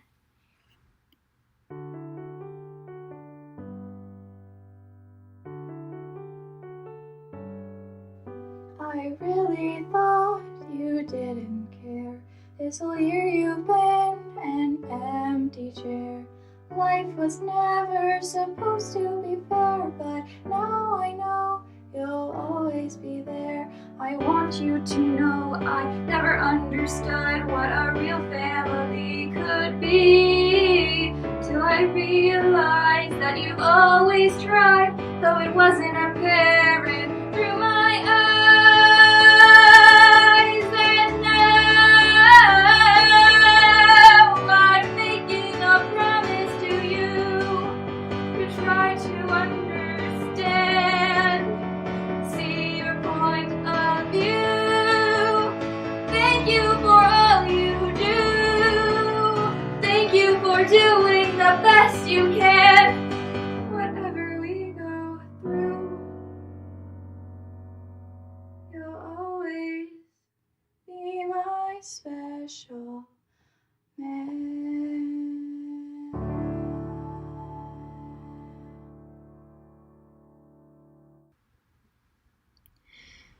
I think I need some time. Oh. I'm not angry. I just need time. Okay. I wish we had other stuff to talk about. I know. I wish this wasn't happening for both of you. Me too. The song was beautiful. I'll send you the file. You know, the house isn't that big. If I play it, he might hear. You know what? Don't send it to me. You don't have headphones? I'm not sure. My last pair I broke last year and I had to throw them out. And my phone is old, so I'd have to go out and look and... Don't worry about that. He can hear. Are you sure? Yeah, I'm okay with it. I'll see you at Thanksgiving? Yeah. I love you, sweetheart. I love you too. I think when we actually upload it, at some point we need to fix the intro. I think the recording is on, dear. What? Oh, it is. I guess we should just start then. Welcome to the vlog, ladies. My name is Franny. You were taking too long. And I'm Vanessa. It is December 25th, and I'm happy to be back. And I'm so happy you're back. And this will probably be our final episode. It's so sad. I know, but that's what we said we'd do. You can still call me. I'm aware. Of course, but now you also have to call me. I will definitely try. All right, so I'll see you in another 4 months then. I will! I promise. Now that was all I needed. Oh, tell the listeners about your lady friend. Elena is so great. I love her. She is such a sweet girl. She was very quiet at dinner when your dad tried to interrogate her, but I think she handled it really well. I think she did. And I'm very grateful you didn't jump on that train with him. It means a lot to me. Of course. She should be allowed to find her place in our family on her own. Thank you. I really appreciate that. Don't tell her that, though. She might think we're getting married. Of course, of course. Thank you to everyone who came on this journey with us. It's been a hell of a ride. Yes, thank you. You ready?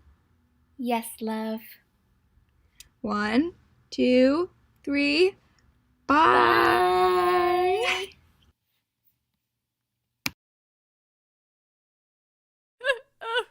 Oh my goodness. That was beautiful, wasn't it? Oh my god, if you can't tell, I'm crying right now. Oh no, my tears, they're everywhere. Well, just so you know, The Vlog Ladies was written by Madeline, Micah, and Conrad.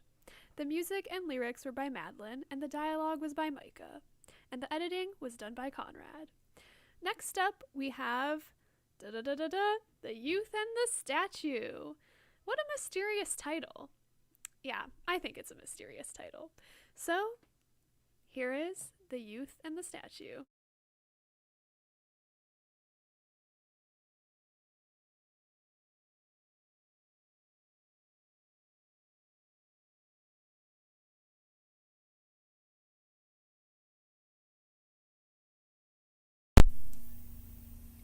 The forest crawls slowly into the village, beat back each year by the young men who grab their hatchets to hack away at the spindling vines and grasping branches. This year there is no one to beat it back, and startled by its newfound freedom, the roots creep hesitantly forward, inch after inch. Why can't she see that she's wrong? It's just, ugh! A youth walks toward the edge of the forest, the place where the soft grass fades into mulch and dried leaves. The forest tenses at the sound of the youth's shouts, waiting with a bated breath for something more to come. A minute passes. Silence. The youth says nothing more. They stop before a tree.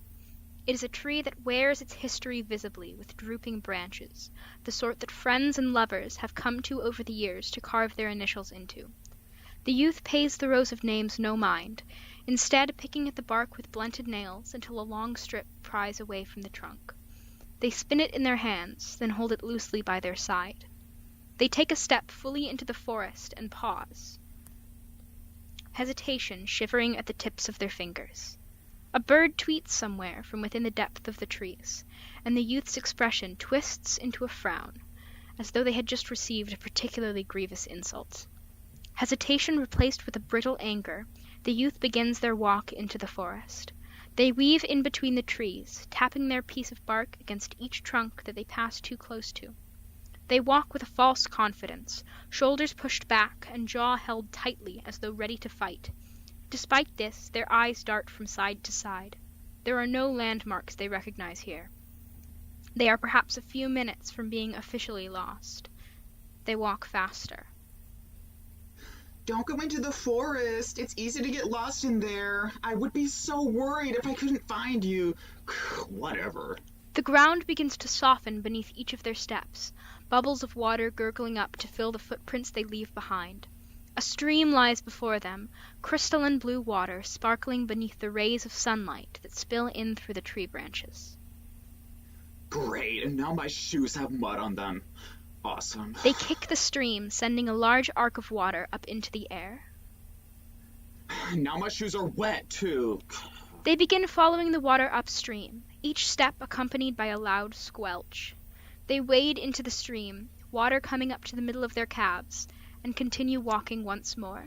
The water grows colder, and shivers shudder through them like a ghost passing by. The rays of sunlight have faded away, and the forest, once vibrantly green, seems to have been frozen over in blues and grays. Night drips from the leaves of the trees. Oh, the stream just ends, but wait, what is that? At the mouth of the stream, where one might expect a lake or a bubbling spring, there is instead a statue. The details of it are hidden beneath thick moss and vines. In the arms of the statue is a stone pot from which water flows and forms the stream. The youth doesn't recall hearing of a man-made stream in the forest. It's too far out from the village from the project to belong to their community. The water seems to be constantly flowing from the stone bowl. Perhaps it's some strange well or fountain. After brushing moss from the statue's face, the youth can make out thin, faded eyes. They decide to continue cleaning up the statue, curiosity getting the better of them. Not much of a looker. What a waste of time. The youth huffs and begins to wash their now dirt-speckled hands in the statue's basin. They look down into the bowl and notice an unfamiliar text. They find it oddly entrancing as they run their fingers over the engraved letters. Audentes fortuna iuvat. Fortune favors the bold, my good friend. The youth whips around to find there was nothing behind them. No, you had it right. Who's there? Turning back around, the youth now realizes that the statue's mouth is moving. Startled, are we? I understand that I don't always grant my presence, but this is a bit exaggerated. What are you? This is not the way a new devotee expected to act towards, but since you look so troubled, I'll let you go. You're talking. It seems you are as well. Let's get down to the point, shall we? Let me guess. A human at your age usually wants the same few blessings.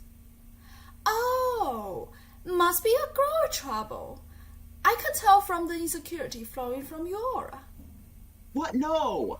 Boy troubles then? No! I'm going crazy, aren't I? What strange punishment is this to start hallucinating as soon as I get some time to myself? Hallucinating? I would hope you would be pleased to be graced with a god such as myself.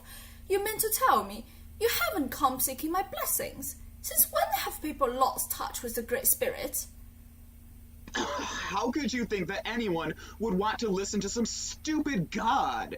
If you really wanted your legions of followers to respect you, you should have done something to stop all this before it started. There are people dying and you just sit in this little stream and do nothing. What? What do you mean? And I'll have you know, this is a river, actually. You really have no idea. What do you mean? You're clueless. Absolutely clueless. Excuse me, but I'm a god. I hold ancient power and knowledge you could never even begin to imagine. I think I know what I'm talking about here. Well, you don't. How dare you? I've been highly revered for years by my devoted legions of followers. For millennia, I have guided and protected the people of this area, ensuring peace and prosperity for all. I have cared for the trees, watched over the skies, and caused this once feeble streams into a roaring river. The idea that you could desecrate my good work and Holy Spirit is outright blasphemous. Peace? Prosperity? What are you talking about? Look around you. Everything you've bragged about isn't even true. I don't see any shrines or legions of followers in need of advice or anything that proves you ever existed. No one even lives near this stupid little stream anymore. No one remembers you. The god finally seems to realize where they are, turning as they look around and take in their surroundings. The trees have grown mangly, the sky is dull, and the river's flow is admittedly a bit weaker than the god remembered. Slowly their shoulders slump and their expression falls. The youth glances away uncomfortably, sticking their hands into their pockets and kicking aimlessly at a stray pebble. See? All your followers are gone. There's nothing left. No, it can't be just gone. Maybe they moved while I was gone. I bet they're still at the shrine, awaiting my return. The god turns back around to face the youth, spotting their seeming preoccupation with the ground rather than the god. Are you even listening to me right now? Yeah? Nothing's here. What about it? You don't understand. I'm needed here. No, you don't understand. The world has changed since you've been sitting in a river. There are bigger problems now than taking care of some stupid trees in the middle of nowhere and building a few temples. Problems? The youth rolls their eyes, not noticing that the god's head has perked up. Yes, problems. What kind of problems? Well, let's see. My mother spilled a glass of milk last week. I seem to have misplaced my favorite shirt. There's a war. The market always runs out of... A war, you say? The youth glares at the god, their shoulders tense. Yes, a war. The god sits back down, gazing at the youth intently. The youth takes this as an invitation to elaborate. It's been years. I barely remember what it was like before. A lot of us have left to go fight, and not everyone comes back. I don't even know who's winning anymore. I've started to think it'll, never end, and now... The youth buries their face in their hands, cutting off the rest of their sentence. And now? The youth's anger rises again as they lift their head, their cheeks hot and eyes shining. And now my mother's pregnant again. They pause. The god remains silent and waits for the youth to continue. I just don't understand how someone could think now was a good time to bring life into the world. There's nothing good left here. Absolutely nothing. Just a never-ending war that will never go away. And she thinks, hey, let's have a baby. I didn't think anyone could be so delusional. But... No buts. It's an awful idea. If the world was different, though... It's not different, though. It could be. It's not. You're forgetting something, my good friend. We're not friends. Me? You. Me? I'm a god. So? So I have the power to change things around here, shake things up, give them the old razzle-dazzle. My power is much more concentrated in my shrine, if I could find it. And I think I have a pretty good idea of where it is. I could change things for you. Razzle-dazzle? Really? No razzle-dazzle, no help for you. It was a shout. Come on. The god begins to stroll away. The youth realizes the god was actually serious about razzle-dazzle and stands, hastily brushing dirt from their clothes.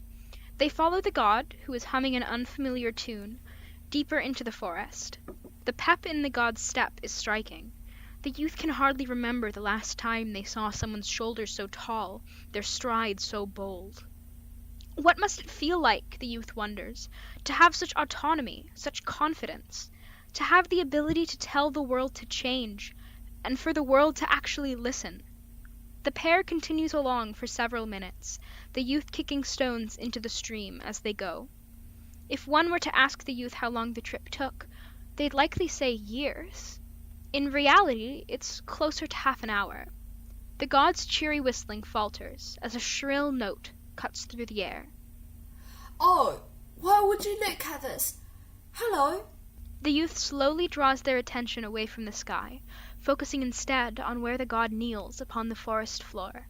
Another note cuts through the air, and the youth notices something on the ground. Is that a fox? It would seem so. The god runs their hands gently over the sides of the fox, lightly enough that the fur barely shifts beneath their touch. It's not seriously injured, but it's stuck. What is that? It looks ancient. It's a trap. I imagine humans don't use these anymore, huh?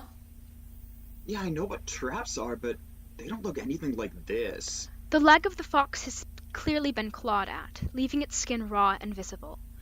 It makes small snapping motions at the air, but seems to have no energy left to do anything more. The youth walks to stand beside the god, hesitating for a moment before kneeling. The grass squishes beneath them and dampens the cloth of their pants. They notice the god's furrowed brows and take a deep breath.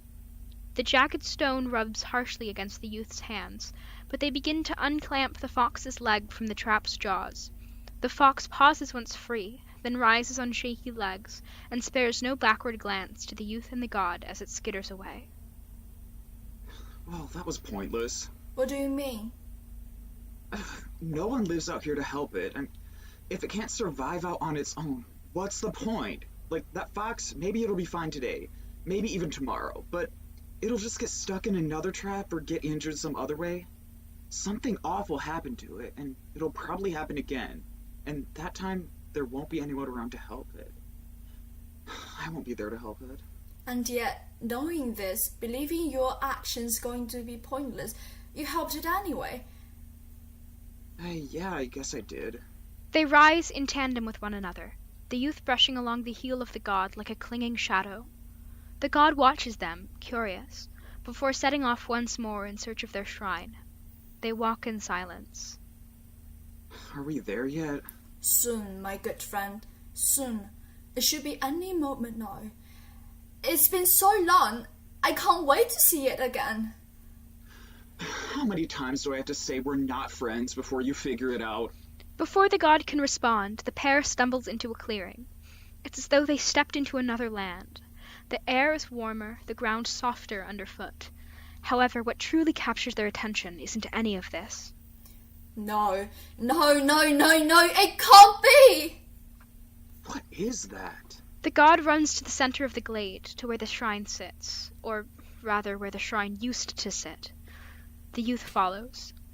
The floor is made up of stones that must once have been smooth and polished, but were now cracked, their jagged edges allowing plants to peek through.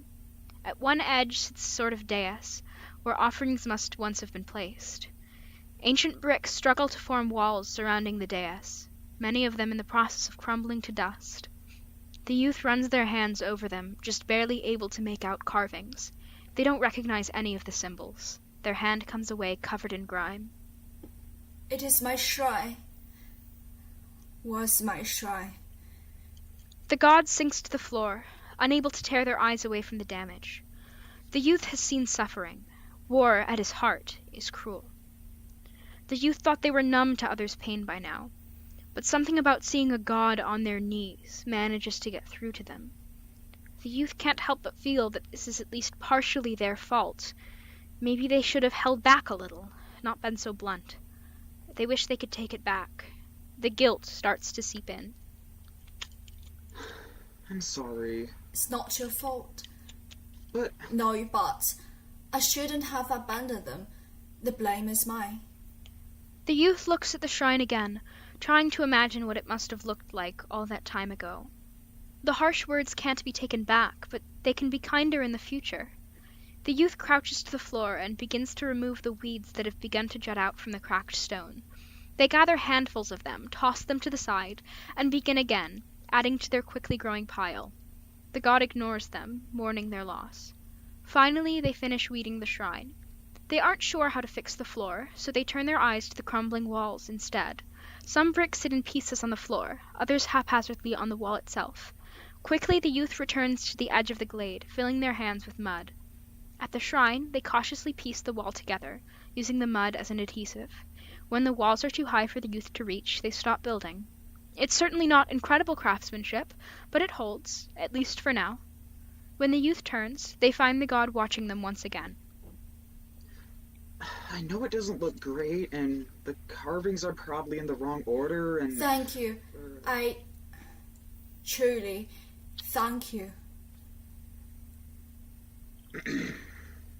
It's getting light again, and I guess my mom will be worried. I'm not sure what I was hoping to go back home with, but it doesn't feel right going back empty-handed. Well, no one will believe I met a god, that's for sure. But I'll make sure to tell everyone about you. No need to worry about it, my friend. I think perhaps it would be okay if I didn't have my legions. Your legions? Although your world is in conflict now, it seems to have been doing well on its own.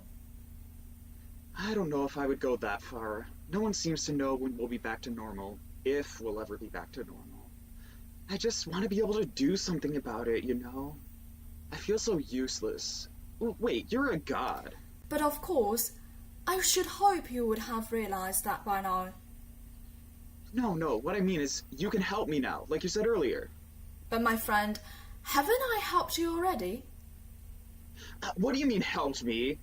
All you did was take me to your stupid shrine while I did all the work. Can't you, I don't know, like, conjure up a big weapon or something? Use your magic to make everything better? My friend, there's no greater weapon than what's already inside you. You're seriously going to tell me that walking through a forest and rebuilding your dumb shrine was for nothing? Listen to me. You accomplished no small feat. While it may seem like nothing to you, you quite literally brought me back to life. The world changed. I see that now. But I never told you to help me with my shrine. That was an act of kindness by your own volition. You say there's no point in helping others, but you do so anyway. You see, you're more capable than you think. You worry about helping the lives of humans, and yet you've already helped me, and the immortal God. You always have the power to make a change to someone. The youth seemed startled that someone would offer such kind words. They shut their eyes to ignore the stinging undoubtedly caused by tears. They're unsure how to react. So they smile. You know, maybe you're right. Thanks, friend.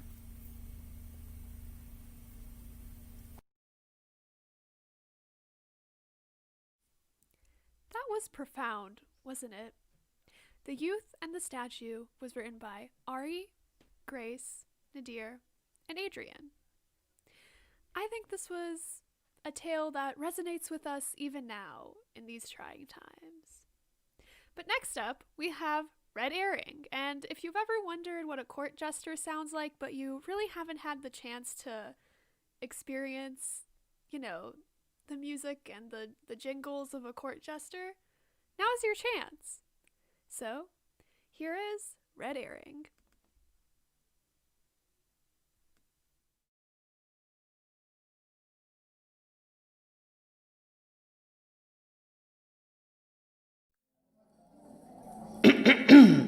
Members of the court, honored guests, welcome. We gather here to feast, but also to celebrate the life of the late king, my father.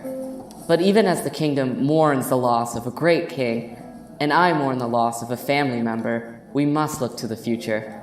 My father was unable to name an heir. The sickness was not supposed to take him from us so soon.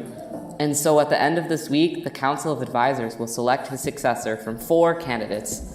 Noble Da Capo from the Western Branch. Huh, it's an obvious choice. Just look at me. My cousin, Noble Cesura. It's an honor I wish I did not have to accept. The king shall be missed. Our wise chief advisor, who of course will not be taking part in the vote. May I live up to the name of His Highness. And myself, child of the king. They are sure pushing the birthright angle pretty hard. Birthrights mean little these days. What really counts is a qualified ruler. Perhaps this week will show if the little heir can live up to their bloodline. No! Everyone quiet down. Let their highness speak. Thank you, Knight Captain. But I'm sure you are all tired of politics, so no more talk. It's time to celebrate. Let's have some entertainment from our court jester. Coda, if you will.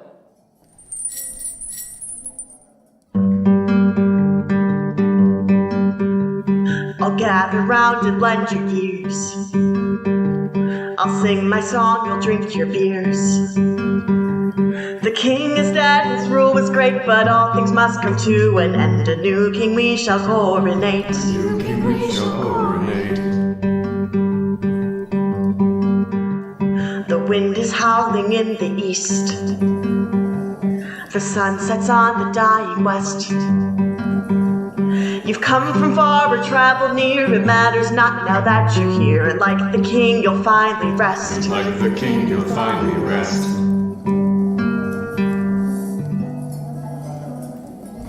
Bravo!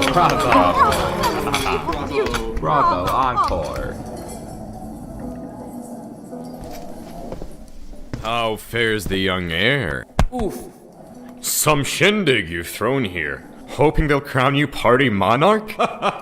You're a little young for the throne, don't you think? Forgive me, Noble Da Capo, but I think Coda and myself were right when we dumped that chamber pot on you as kids.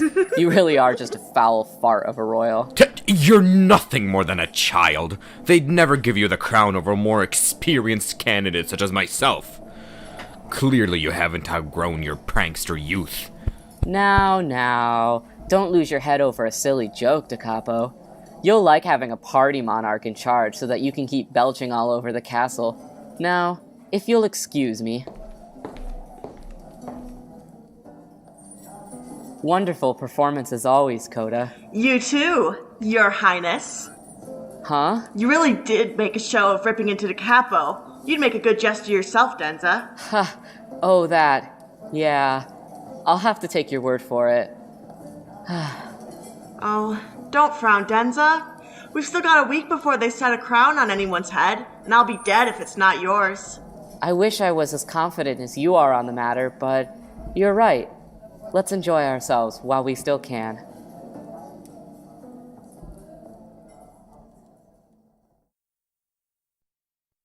Oh my god.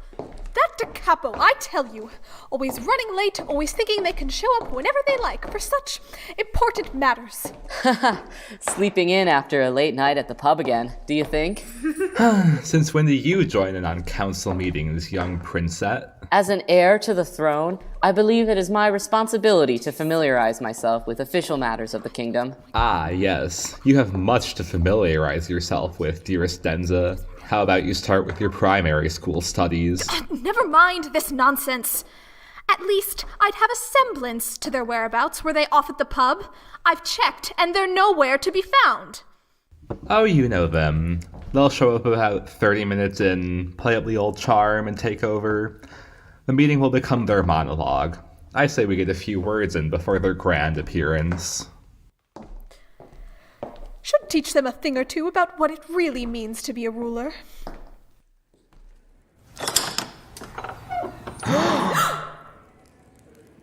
On the throne, is that Da Capo? With their head in their lap. I can't believe it! Noble Da Capo has been decapitated. How horrible, and yet oddly humorous. How in the heavens could you laugh at a situation like this? Well, I could see the humor in it. It's like...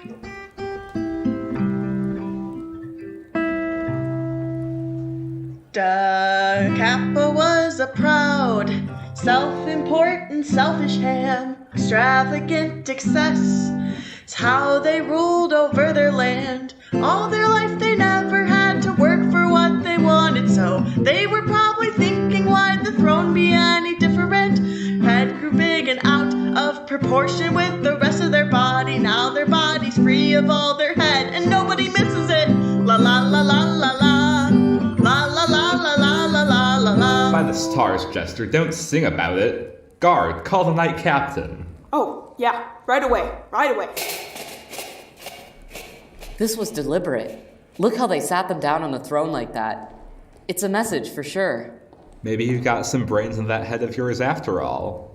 Anyone could have done it, but whoever it is didn't want Da Capo as monarch. Well, some in this room have more motive than others. Ha! Look at yourself, oh infallible advisor. Cadenza, where did you find that sword? Behind the throne. It's clean, but...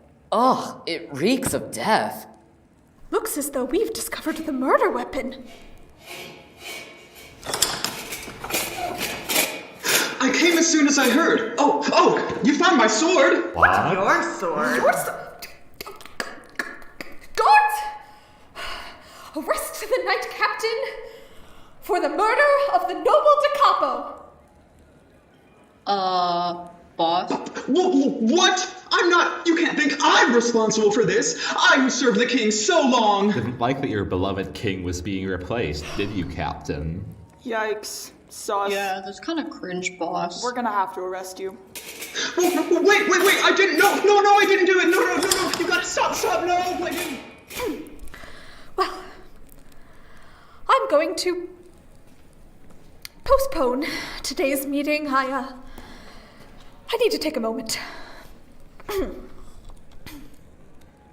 Wow, that was fast.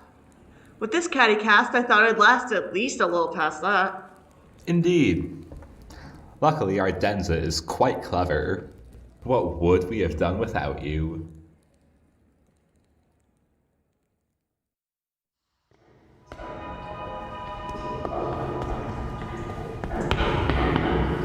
Your Highness, advisor, have you come to let me out? No. We've been sent by the council to ascertain the sequence of events. I swear, on my loyalty to the crown, I'd never do such a thing. You have to understand. I would never hurt one of the candidates for the throne. Unless, perhaps, you believed one of the candidates was unworthy? Or maybe your loyalty made you do it. Did someone order you? No, only the king could have ordered me to do such a thing. Then how did your sword end up in the throne room? I'm telling you, I don't know! Listen, just tell us what happened leading up to your arrest, and maybe we can clear your name. Oh, all right. My sword... The last time I'm sure I had it was at the feast during your speech, Your Highness. Sometime after that, it was gone. Someone must have taken it and used it to murder Noble da Capo. Why didn't you report it missing? Well, I drank perhaps a little more than I should have, and losing my sword, it's embarrassing, shameful really for the captain of the knights. Oh, this is a nightmare, a stain on my entire career. I've been framed. Well, of course you would say that. Your Highness, I doubt we'll get any more out of him. He's clearly trying to cover his tracks. What are you going to do? Leave me here? I'm innocent. You don't belong in a cell. This is where we part.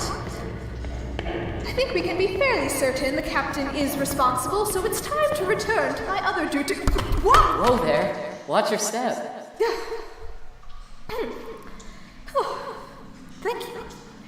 Well, goodbye.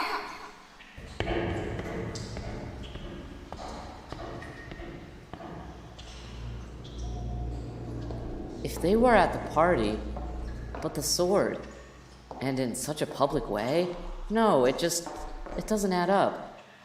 You two, come here for a moment. Yes, Your Highness. I was wondering, were you aware the knight captain lost their sword at the feast? Yeah, they told us to let them know if we saw it. Around what time was that? Well, it was before the dancing, so just after you and Noble da Capo had that, talk. Oh, you heard that? Sorry, I think everyone did.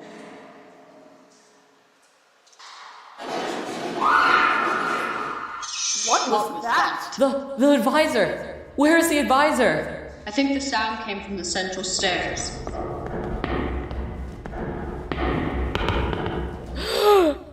My God. Help. What the hell is going on here? I don't know. We just found them here, like this. They must have tripped going down the stairs. Just slipping? Not tripped. Pushed. Who pushed you?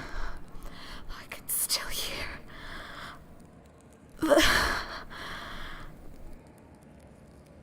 else.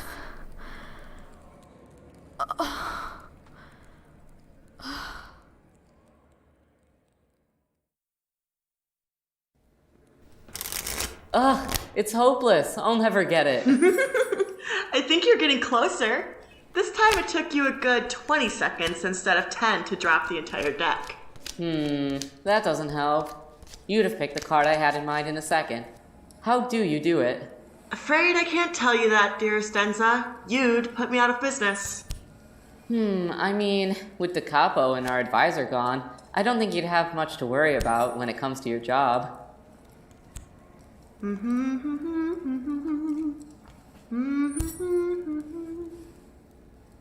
You know, for someone as darling as you are, you really know how to make yourself look like a culprit. Huh? What? Between cracking the code for old Capo's death and flailing that sword in the air, you didn't leave much to the imagination. Don't tell me you're trying to pin any of this on me. Did you not see them arrest the knight captain and everything? Plus, the advisor fell down the stairs. That's not murder. Didn't they say they were pushed, though? What if the person who went after Da Capo went after the advisor, too? Maybe? Do you think anyone suspects me? I'm not saying it was you. It's just hard to believe that the knight captain did it. You know, why would they walk in and just claim their sword at the scene of the crime? That fool could have walked into their sword and caused himself less harm. I get where you're coming from, but who else could have done it? Literally anyone? So much motive all around. Isn't that the fun of court politics? You sound like Sejura. They act like ruling a kingdom is entirely politics. Wouldn't kill them to consider the well-being of their subjects. I wouldn't put any of this beneath them. The advisor and a capo were their greatest threats to the throne. Pretty interesting that they walked in right after the advisor fell, though. As power-hungry as they are, I don't know if they'd kill anyone. Complaining is more their art. How have you been handling this, by the way? We haven't really had a chance to talk. Oh, you know. I'm as cheerful and gay as ever. Sorry, that wasn't a very good joke. I've just been coping by what I do best. And what's that? Writing songs, of course.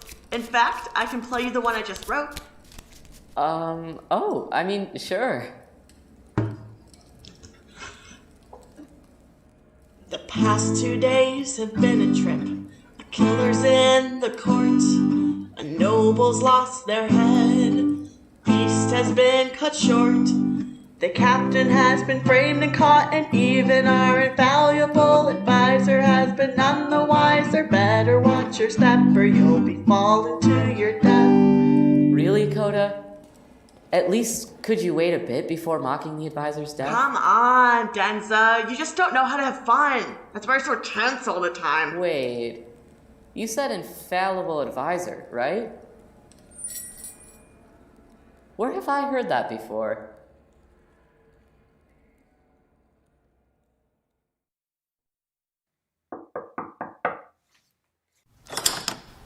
Oh, Sejura. You'd think you'd be more cautious with a killer running around, cousin. I could say the same of you knocking on my door at night, but I'm not alone, so I'm not worried about a knife in my back. Hello, royal cousin. I see you have your little friend here. Not very becoming of a potential monarch, but I suppose you'd rather wipe out the competition than rely on any of your personal graces. Rich coming from you. Yes, I wonder, which cousin would make the more mercenary monarch over the other? I'd say you're about to find out, for one cousin isn't eligible to be a monarch at all. What? I discovered a rather interesting record hidden cleverly in your father's archives. Or should I say, your adoptive father. You don't have a single drop of royal blood in you. Did you know? Oh, you did, didn't you? You were hoping you could just ride the coattails of your supposed birthright, and when that didn't seem to work out for you. As if blood has anything to do with making a good ruler. The advisor was in the running. Why shouldn't I be too? Look where that got them. So, what's your point? You're going to tip off the council to Cadenza's ancestry? To put it bluntly, yes. I've made arrangements. Should I die, this information will reach the ears of the council, so don't think to turn your blade on me. You're more worried that I'll knife you than me legitimately taking the crown? No, I'm certainly more qualified than you. Good night, cousin. Remember what I said.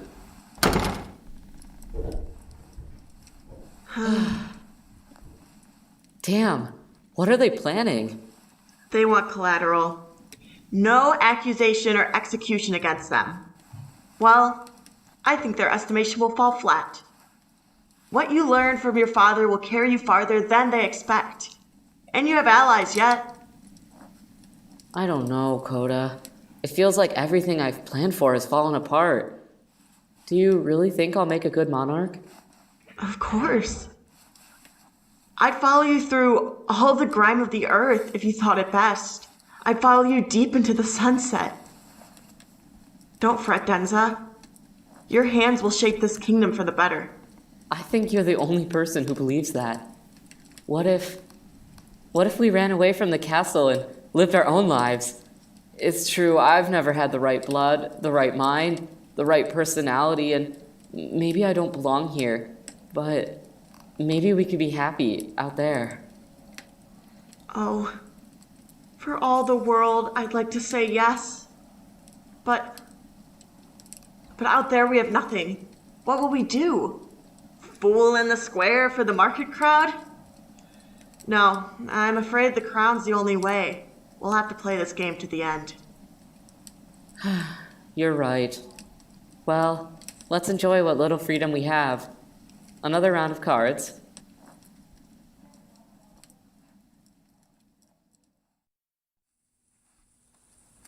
Hey, have you seen Coda? I've been looking for them all morning and I haven't been able to find them anywhere.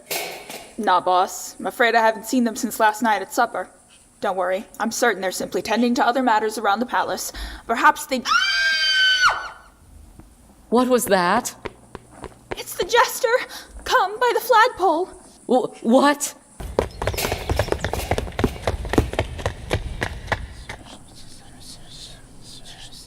What happened? It looks like they've hanged themselves. Oh no, Coda! Oh no, I can't believe it. They always seem so happy. The palace could be at the brink of war, and they'd manage a smile on the Knight Captain's face. All this death must have gotten to them. Oh, shut up! Stop it! Coda wasn't some pet. Their life admission wasn't to make idiots like you laugh. I'm sorry you were too caught up in the banal musings you forgot their livelihood. They were happy, incredibly brilliant, maybe a bit trapped, but we found ways to stretch our wings. What are you trying to say? They didn't hang themselves. There's no way. Someone murdered them. What motives are there for killing the court jester, though? To hurt me.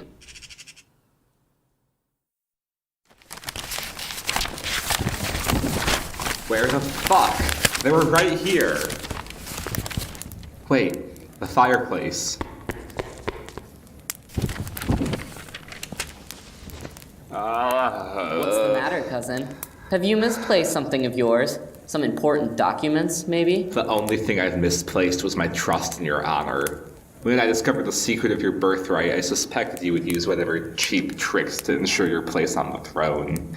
Tell me, cousin, does lying come so naturally to you, whose whole life is a lie? Oh, am I the dishonorable one? You couldn't satisfy your bloodlust with those gruesome murders. You had to kill Coda, too. You took everything from me. Fight me, you coward. I will do no such thing. Your time will come, dear Denza, when I tell the council of your deeds. Until then, I advise you to save your energy. Caesar, are you Scourge? If you refuse to draw your sword, I will pin your corpse to the walls of this room. Face me for what you've done. Fine, but at least have the courtesy to let me finish my wine.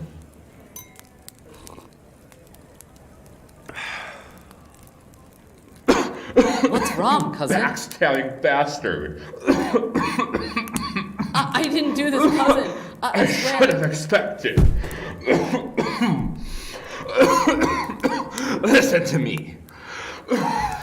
You did not earn this victory. No. Please, no. Sejura. Cousin? Answer me, please.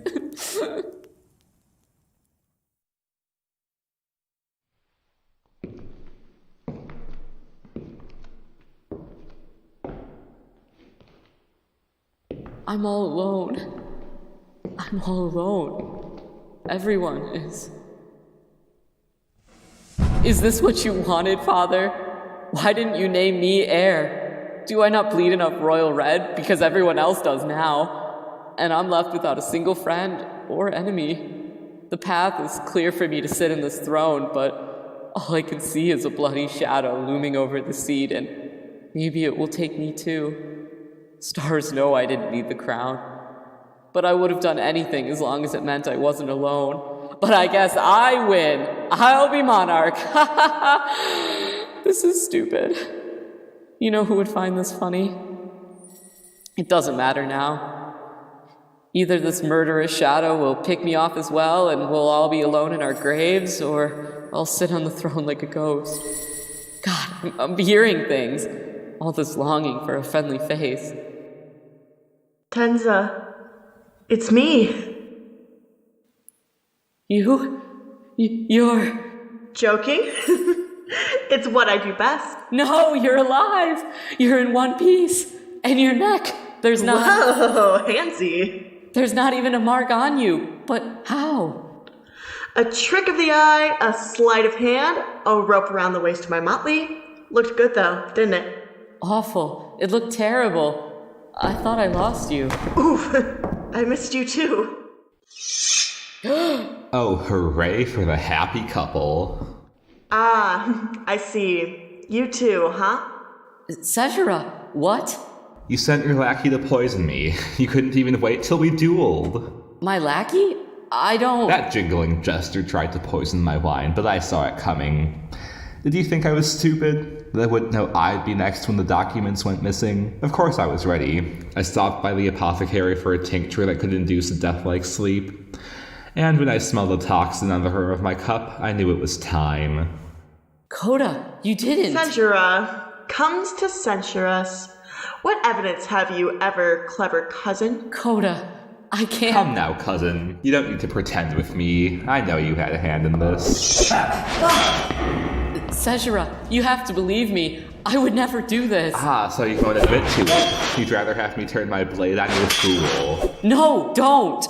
Hey, now if you think I'm gonna let you ruin my hard work, give me that sword! Never. Stop, both of you, or Nothing. He'll do nothing. No!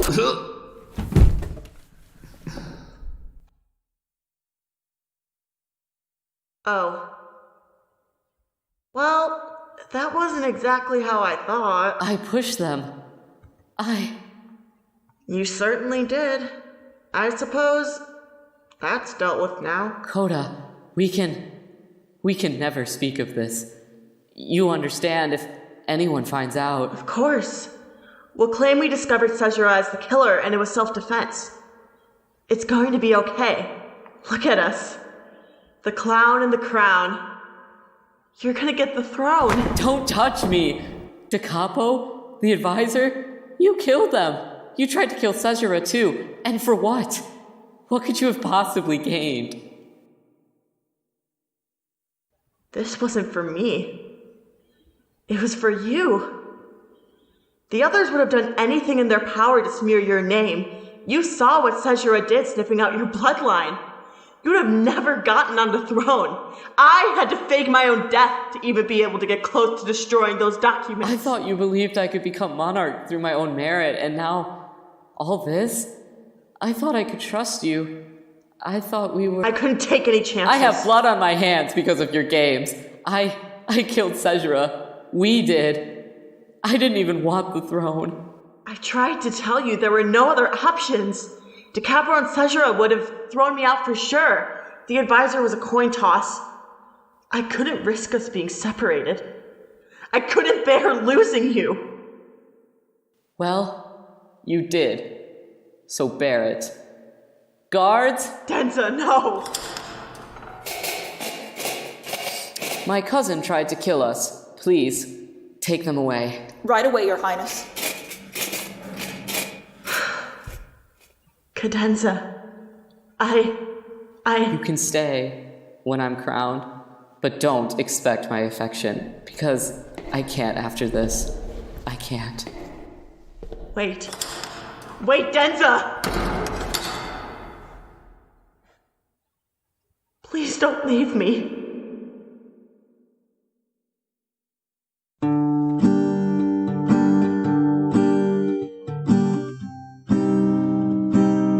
I sit alone, wondering if you're thinking of me on the throne.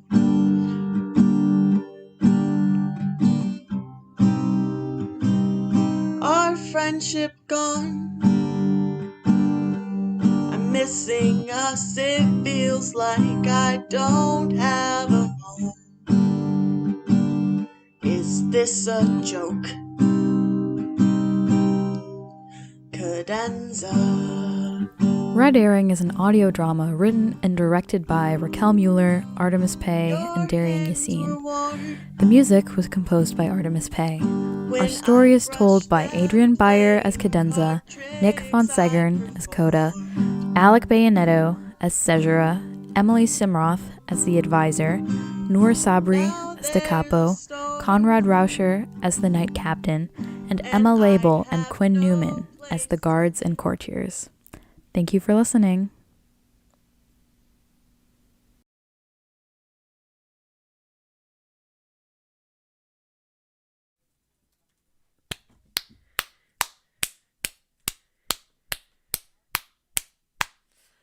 That was beautiful, wasn't it?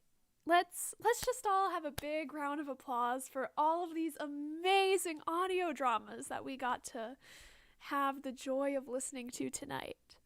I know I really enjoyed every single one. Each one was so unique and different, and I know everyone put so much hard work into creating these. So let's just have a big ol' round of applause for all of our writers, all of our directors, all of our actors, all of the editors, and everyone that just made this show come alive. I want to thank every single person who was a part of this. It was the first time nerds ever did anything like this. Of course, we would typically do a show every semester, but because of, the situation we're in. My pop filter just fell onto my desk. Sorry, y'all. Okay, we're back. Anyway, but because of the situation we're in, we had to compromise, and audio dramas just happened to be the fit.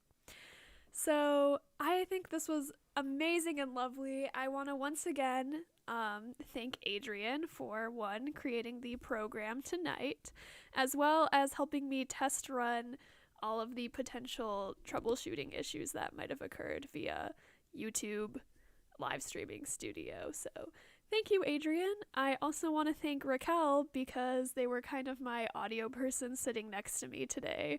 So if you don't know, there's a huge lag when you live stream. So I needed Raquel to actually play the real-time audio so I could see what you guys were all hearing while I was hearing the audio like a minute ahead of time. And once again, just a final round of applause for all of the writers, directors, and actors. This was truly a fantastic show. I really enjoyed every single audio drama that was created. And just so you know, Nerds does have one more event happening this semester. We will be having our second variety show on December 4th. Adrian will be in touch with everyone for more info on that. And before you all leave, I want to invite you guys to a Zoom afterglow. Everyone's invited. This isn't just a cast party, so if anyone here is listening and wants to join and was just a huge fan and wants to talk about the shows they like, maybe get a Zoom autograph from their favorite actor, you can come and join. The link will be in the chat, and for all of the actors and writers, that link is also in our group chat for the audio dramas. And just thank you once again for attending the show. Thank you for being a part of this. This was really amazing, really fun, and I hope you guys tune in to our next show, which will be the variety show. Thank you, and have a fantastic Saturday night.